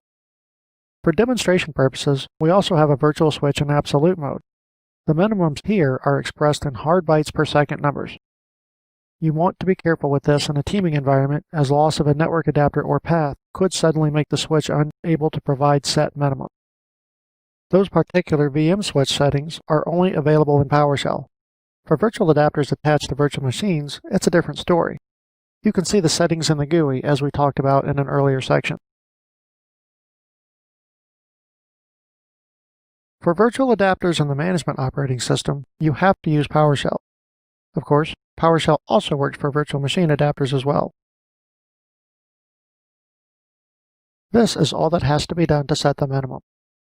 You cannot set this for an adapter that's on an absolute switch, even though the setting is available. The minimum bandwidth absolute setting is present for that.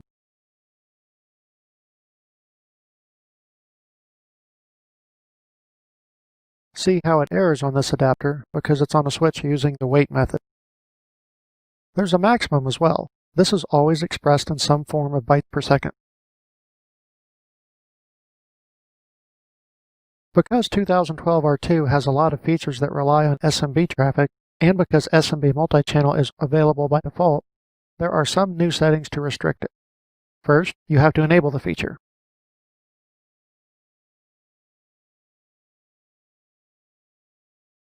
Now, you have the Set SMB Bandwidth Limit commandlet available. First, you have the category, from which you can pick All, Virtual Machine, or Live Migration. Next, you have the bytes per second field, which is pretty self-explanatory. Clearing these settings is extremely simple. You also have the standard Windows methods for network QoS, including data center bridging. These aren't Hyper-V specific technologies, so we're not going to work on them here. The second quality of service technology in Hyper-V is for hard drives. Open up the properties for a virtual machine, then expand its hard drive to get to the advanced features. Here, you can set an IOPS minimum and maximum. These are very easy to understand, but the behavior may not be. The maximum is actually enforced as written. If a virtual machine exceeds this IOPS number, the host will throttle it back down. The minimum, unfortunately, cannot be enforced. All it can do is trigger messages that the set minimum isn't achievable. Also, this is a Hyper-V setting, not a cluster setting, so it isn't coordinated across hosts. Of course, The options can also be set in PowerShell. For guests with multiple disks, it can be a bit tricky to select the exact drive that you want, but you can leverage the parameters on the get or the set commandlets to achieve it. That's all for QoS and Hyper-V. Our next video will examine cluster-aware updating. The other videos in this section have focused on the virtual machine. This video is all about protecting your hosts. Patching is a necessary part of system administration. With several virtual machines relying on the stability of your hosts, keeping them up to date is a necessity. At the same time, a patch cycle shouldn't interfere with the availability of guests.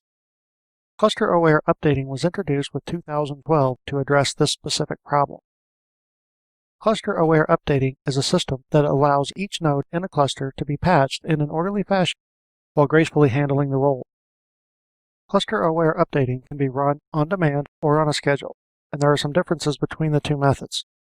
Cluster-aware updating has its own GUI and is accessible from Server Manager, the Start menu, and Failover Cluster Manager. The first thing you have to do is connect to the cluster to be controlled. It will enumerate the nodes and list them here, along with details of any previous runs.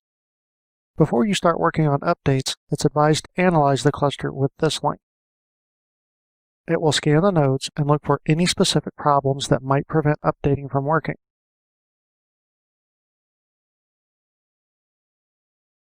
In this system, we're told that there's no proxy. That's fine because they have direct access to an updating server. The second warning is that cow isn't installed. We'll rectify that during the configuration, so this cluster is ready to go. Start by clicking Configure Cluster Self-Updating Options. Because we don't have cow installed, the wizard offers to perform the task for us. Part of this process involves creating a new computer account in the domain in the same organizational unit as the cluster account. You can pre-stage this account, which is the same process we perform for the initial cluster creation and for the replica broker. Either way, you must grant the cluster object the necessary permissions on the OU. If you pre-stage, you must also set permissions on the computer object for the cluster. Microsoft provides some guidance for this, although their recommended permissions don't appear to be sufficient. We'll go into Active Directory Users and Computers and grant full control to start.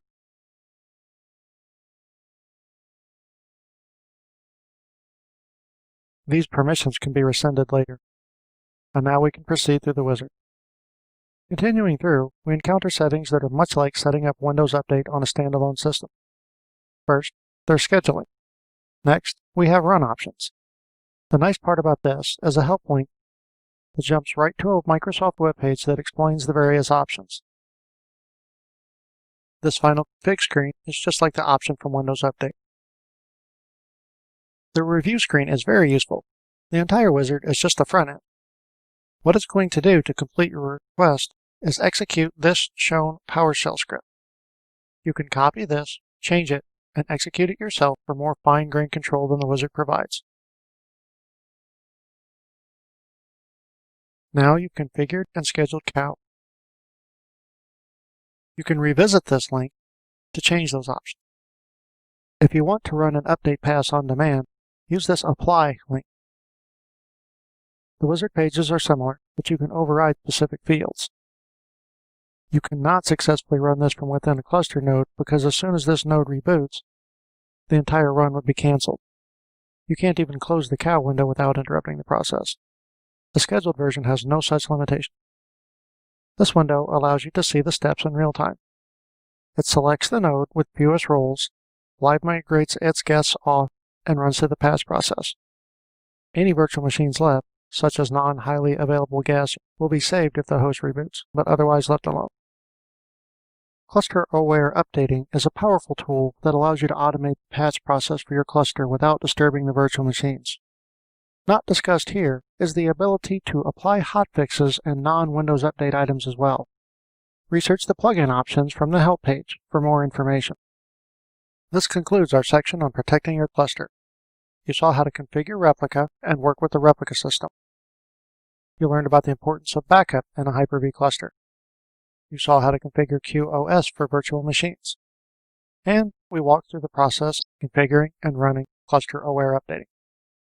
In our next section, we'll look at the ongoing lifecycle of a Hyper-V cluster.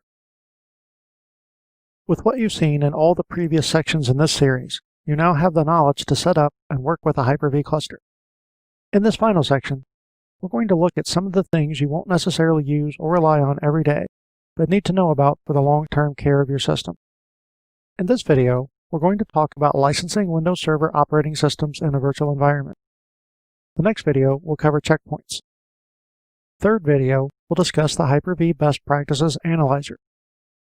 The fourth video will talk about options for monitoring and metering Hyper-V in a cluster. The final video will look at the Microsoft System Center Virtual Machine Manager product and how it can extend your Hyper-V deployment. Licensing can be difficult in the best of situations and can get extremely complicated very quickly. You won't find many people volunteering to talk about this, as licensing is a legal matter, not a technical subject. This means that any errors can subject you to litigation and large fines. You should always work with a credentialed licensing expert. Any Microsoft partner that is allowed to sell licenses directly should have some of these experts on staff, and many will work with you at no charge. If you can't find a reseller, navigate www.microsoft.com/licensing. Here, you'll find contact numbers. This video is intended only to give you basic concepts to help you get started and should not be treated as authoritative or legal advice. There are three parts to licensing in a Hyper-V environment. The first is the management operating system, or in Microsoft licensing terms, physical operating system environment. When you put a DVD into the tray, boot the computer, and install, this is the physical operating system. One choice for this is Hyper-V Server. This has no licensing fee attached. You can download it and install it and run it forever without paying anything. You can also choose from a variety of Windows Server licenses. All of these require a payment of some sort. There are two critical things to remember about Windows Server licenses. The first is they are always tied to a specific piece or set of hardware. For Windows Server Standard and Data Center editions, they can be matched to one or two CPUs in the same motherboard. If you have a quad CPU system, that will need two licenses. The second thing to remember is that these licenses cannot be shared or split up in any way. You can't use the same license on a pair of single CPU systems. Also, if you have an OEM license, it is always assigned to the same hardware that it was sold with and can't be moved. If it's a retail or volume license, it can be moved once, but not again for 90 days. The second part of Hyper-V licensing is for guest operating systems. Bear in mind that this is not the virtual machine. As an example, a common question people will ask is if they're going to virtualize a Linux distribution that doesn't require a paid license, do they still need to pay Microsoft for the virtual machine? The answer is no. The virtual machine, as a container, does not need a license. It's the operating system within that must be licensed. If you're going to virtualize desktop operating systems like Windows 7, you need to talk to a licensing expert and explain your situation. There are a lot of complicated issues with that. For Windows Server guests, it's a lot easier. The Windows Server Standard license comes with virtualization rights for 2 virtual instances of Standard Edition. So, if you've got a 2 CPU system, you can buy one Windows Server Standard license and have 2 virtual machines running Windows Server Standard. There's a catch. If you run anything in the management operating system that doesn't have to do with servicing the virtual machines, then you forfeit one of these virtualization rights. So basically, you can run the hypervisor and a backup program and failover clustering, and that's about it. No file serving or anything like that. So, what if you need 3 virtual instances? You buy another license for the same hardware. You'll have one leftover instance that you can use on that same hardware anytime you want. You can keep adding standard licenses as necessary.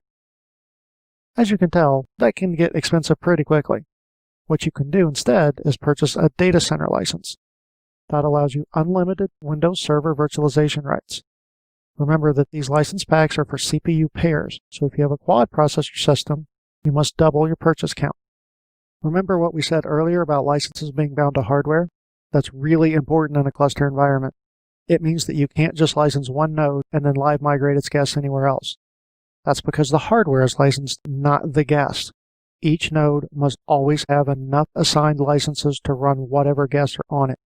So if you have a cluster of 2 nodes, and there are 6 total guests, each node will need 3 licenses.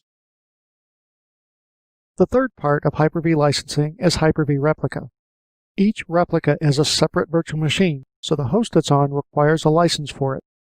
If you bought software assurance for the source host, then you don't need to purchase a separate license for the replica. A few last things. No matter what licensing you have set up for the guests, it doesn't matter what you install for the hypervisor. You don't need to match guest to host. Depending on your license purchase, you'll likely have down edition and downgrade rights. This means you can run an earlier version or a lower edition of Windows Server in any properly licensed guest. If you install Data Center Edition as the management operating system, you can also take advantage of automatic virtual machine activation.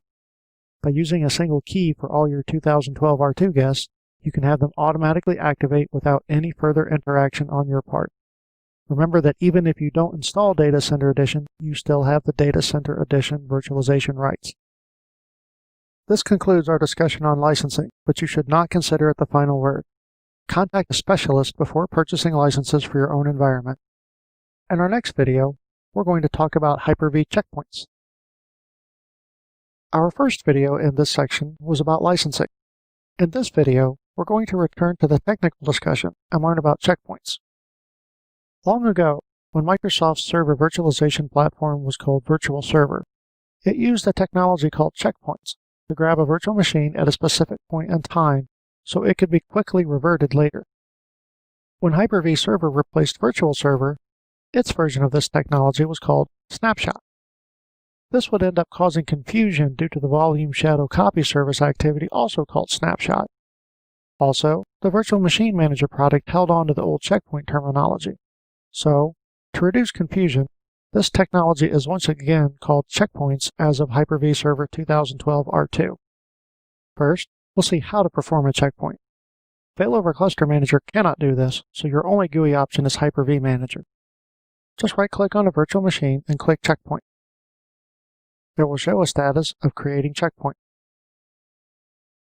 Once completed, down here in the middle section, you can see the results. This is the checkpoint. This is the current status of the virtual machine. Before proceeding, first see that you can right-click on it and rename it. This is very useful and something you'll definitely want to take advantage of. It's a quick way to remind yourself why you created this checkpoint. Let's connect the virtual machine and create a file on its desktop.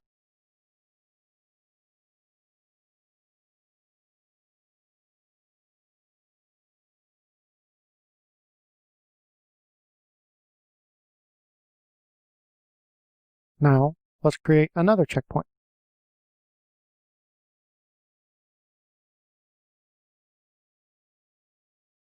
With that, let's go look at what's happening on disk. First, check the virtual machine settings and look at the hard disk. See how the VHDX has this odd name? Let's look in Windows Explorer. You'll see that we have these AVHDX files. The A is for automatic. That's how you know it's part of a checkpoint. This is a differencing disk. Any activity in the virtual machine will be written to the current AVHDX file. Any reads will come out of whichever of these files has the most recent data. It's very important to understand that all changes are written into these. If you don't watch them, they will simply grow until they consume all your disk space. If that happens, all VMs on this disk will pause and will stay that way until you free up some space. We also want to jump over to the Snapshots folder. Here, we have the states of the virtual machine and the checkpoints. Let's go back to Hyper-V Manager. Let's say that the service pack didn't work out and we want to go back to how we were before that. Just right-click on the original and click Apply. It will ask if you want to take another snapshot first. That's pretty useful as it gives you the opportunity to not completely throw away whatever has happened. Now we're back to the beginning. Notice how the Now item has moved. Using this technique, you can create snapshot trees as necessary. If this snapshot is discarded, everything past this point is lost forever. Let's open the virtual machine.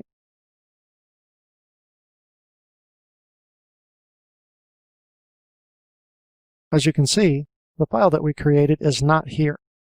It was saved into the AVHDX file, and we have reverted back to the original VHDX. Because we have a later snapshot, We could get it back if we wanted to.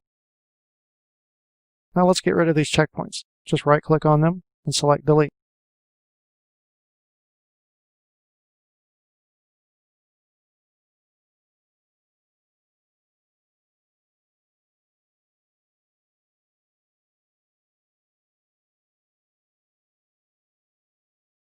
Notice that the merge occurred while the VM was online. This copies all the data from the AVHDX into the source file, and then the AVHDX is deleted. You can also use the delete subtree to remove several checkpoints at once. There are PowerShell commandlets to work with checkpoints, and they work very well. Unfortunately, they still use a confusing mix of the terms checkpoint and snapshot. Use the checkpoint VM commandlet to create a checkpoint. It's got a snapshot name parameter that lets you name it at creation time.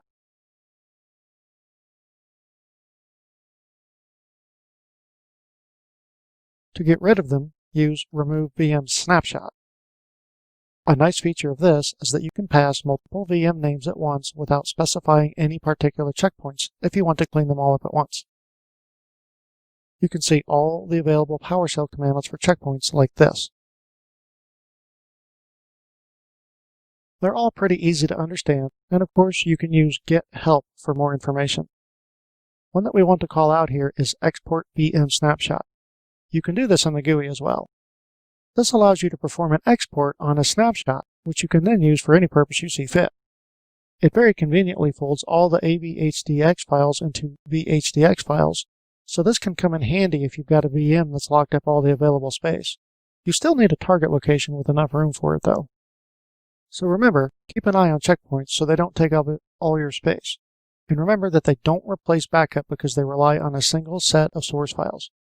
That's all you need to know for checkpoints. In our next video, we'll examine the Hyper-V Best Practices Analyzer. Our last video was about checkpoints. One of the things about that topic we can't stress enough is how you need to keep a very close eye on them so you don't wind up running out of space. That's not the only thing to watch out for. There are a number of variables that can lead to problems and instability in your cluster. The next couple of videos are going to spend time looking at ways to help you manage those risks. This video is about the Hyper-V Best Practices Analyzer. What this tool does is scan your host looking for obvious problems related to the hypervisor function. It won't catch everything, but it's a quick and simple way to keep on top of conditions in your environment. To run it, you really just need any system with a version of Server Manager installed that matches your Hyper-V host. In our case, that's Windows Server 2012 R2 or Windows 8.1. Add the servers to manage by clicking number 3 on the home screen. Then find your host using the search feature. Since our hosts start with the same string, we can enter that portion and find them both together. Then just highlight them and move them over to the selected side. We'll get a progress bar as the servers are queried. Now, click the Hyper-V entry here on the left. Then pick the server or servers that you want to scan on the right. Then scroll down to the Best Practices Analyzer section. On the task menu here at the right, click the Start BPA Scan. It will show the systems that it's going to scan. Click Start Scan. We'll get another progress bar. This can take a while to run. While that's going, let's go look at the PowerShell for this. You won't want to run this manually very often because it can be a chore, but you might want to schedule it. If you take a deeper dive into the capabilities of PowerShell, you can have automatic scans run and the results emailed to you. Invoke BPA model is the commandlet to use. The BPA is a generic tool, so the model ID parameter tells it which scan set to use. The repository path parameter is handy because it tells the system to redirect where the outputs go. By now, we should have some scan results in the GUI, so let's go take a look. The very first rule of the Best Practices Analyzer is don't panic. These are not rules, and you are not required to fix everything. Some of them may not even make sense in your environment. That's especially true for items labeled with a status of warning. Items in an error condition probably require attention. For one thing, you can see here where it's recommending that VMQ be enabled. We don't have that option with this hardware, and there are a number of adapter manufacturers who haven't yet gotten their drivers to a place where it would be safe to enable VMQ. If you choose to address any items, you can just run a new analysis to get the updated report. If we hadn't used PowerShell to redirect the output, the files it created would be in C, Windows, Log, BPA, Ports, Microsoft, Windows. Ours are in this BPA folder.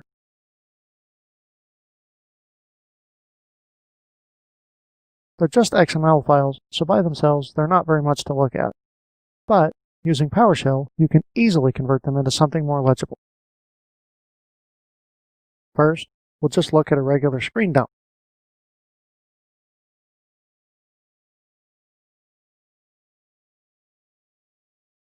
You can also convert them to an HTML file.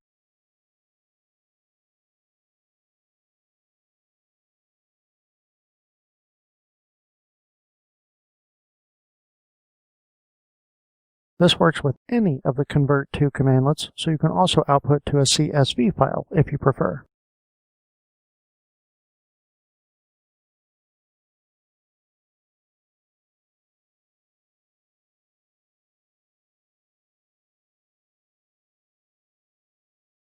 You probably noticed that there is a lot more output in these files than there are in the GUI.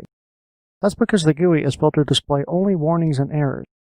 To do the same thing here, use the filter parameter set to non-compliant.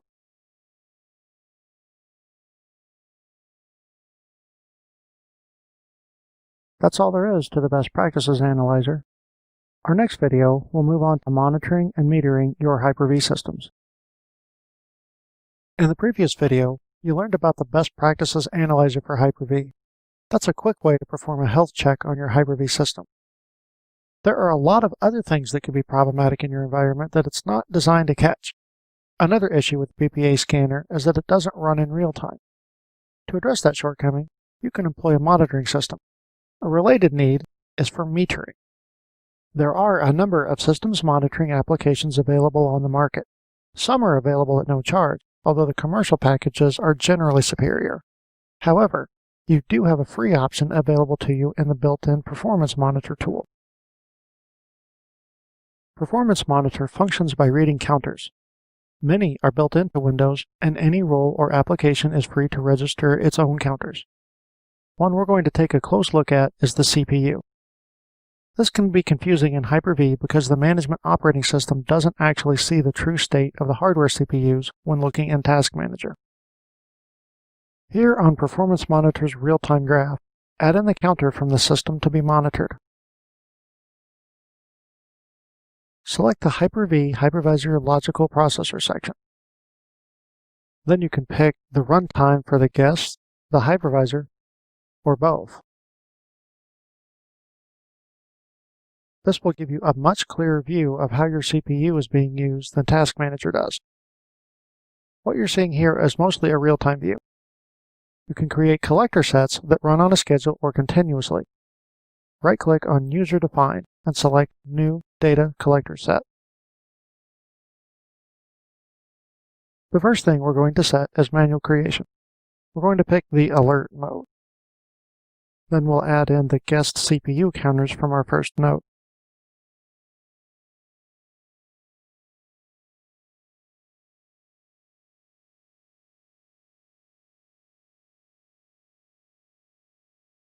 We'll go ahead and edit the properties for our new data collector set. Switch to the Schedule tab and click Add. As shown, this collector will run each day. Now we switch over to the Stop Condition tab and make sure this box is cleared. This task will now run automatically each morning and won't stop on its own. Now we'll return to the General tab and change the account that this runs under. In a production system, you would want an account set aside specifically for this purpose, but in this case, we'll just use the domain administrator. Then click OK. Now double-click on the data collector set. Here is where we set what we wanted to monitor. Here is where we set the alert condition. Because it's %guest runtime, we'll set it to above 90%. Now you can go to the Alert Action tab. Here you have the option to log and entering the application event log, and you can also start another data collector set if you like. The Alert Task tab might be more useful. Here, you can tell it to run a task whenever the alert is crossed. This task must be one that exists in Task Scheduler. Currently, we don't have a task set up, so let's switch to Task Scheduler. We're going to create a task.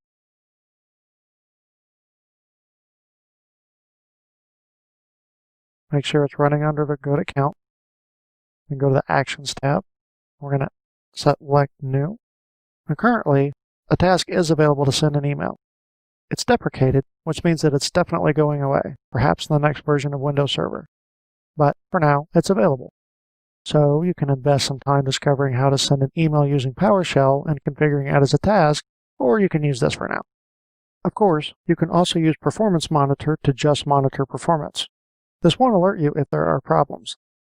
The purpose of this method is to watch for spikes or rising usage that might indicate a need for hardware expansion. We'll create another user-defined set, but this time for performance counters.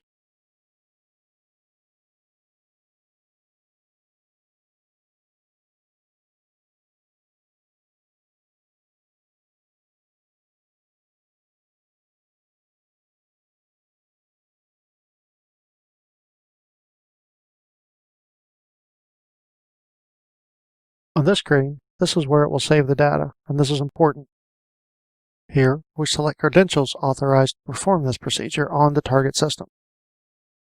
Again, we'll use the administrator account just for simplicity. And we'll begin the collector set now. And we'll let this run for a few minutes.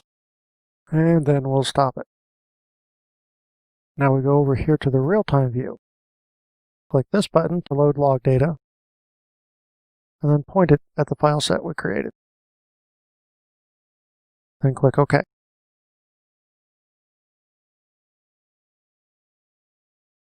Sometimes this screen will appear empty.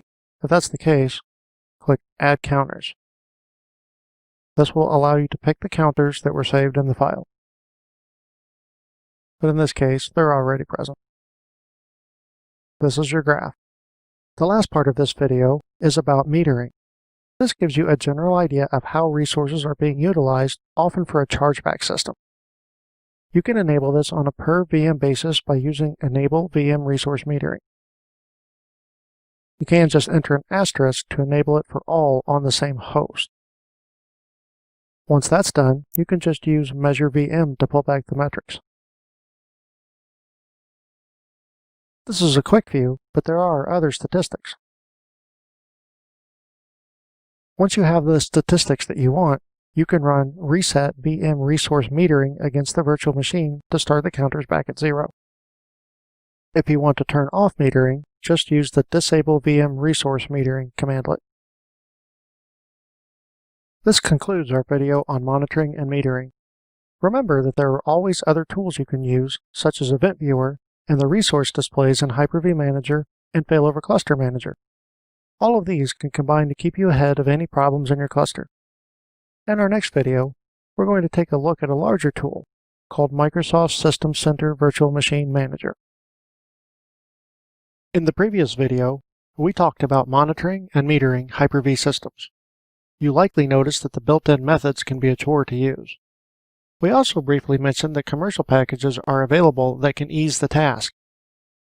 One of these is Microsoft's System Center suite.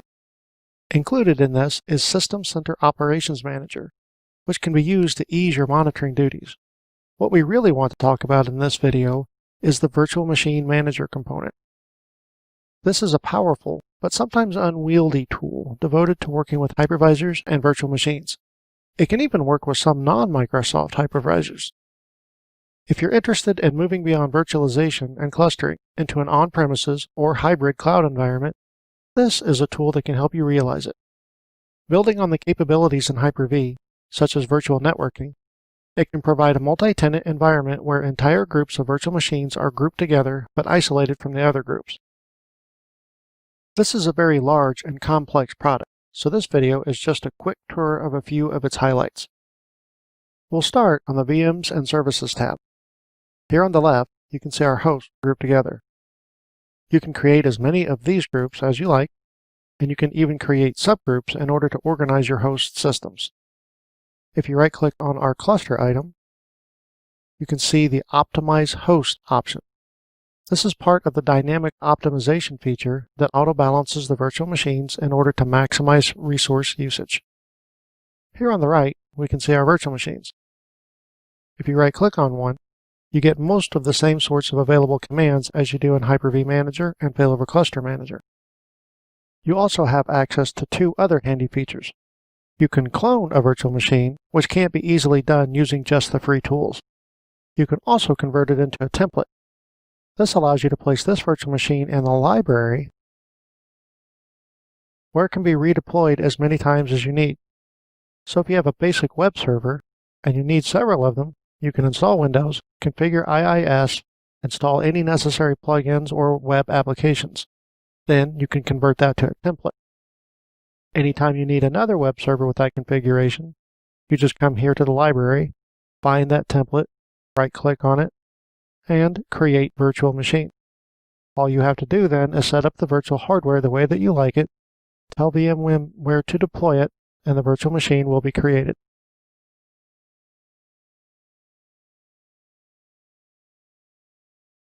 Another time-saving feature is the service. This shouldn't be confused with a Windows service. In this tool, you can add one or more computer templates and pre-configure them. Not only can you have items installed inside the basic image, you can also predefine which Windows roles and features you want.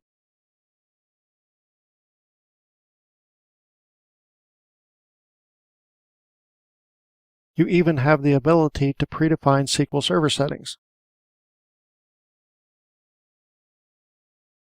From here, it's a quick run through the Configure Deployment Wizard, and VMM will set about creating new virtual machines and installing them for you. With careful planning, this can save hours on a multi-virtual machine setup. If you have a larger deployment, there is another feature of VMM that can potentially save you a great deal of time. Many server computers come with out-of-band management tools. These are usually network adapters connected to smart hardware. If you have one that supports IPMI, then you can plug it in and have VMM install and configure Hyper-V for you. This is known as a bare metal deployment. You first create a physical computer profile. Then, with the hardware plugged in and IPMI enabled, you just point VMM at its IP address and instruct it to deploy.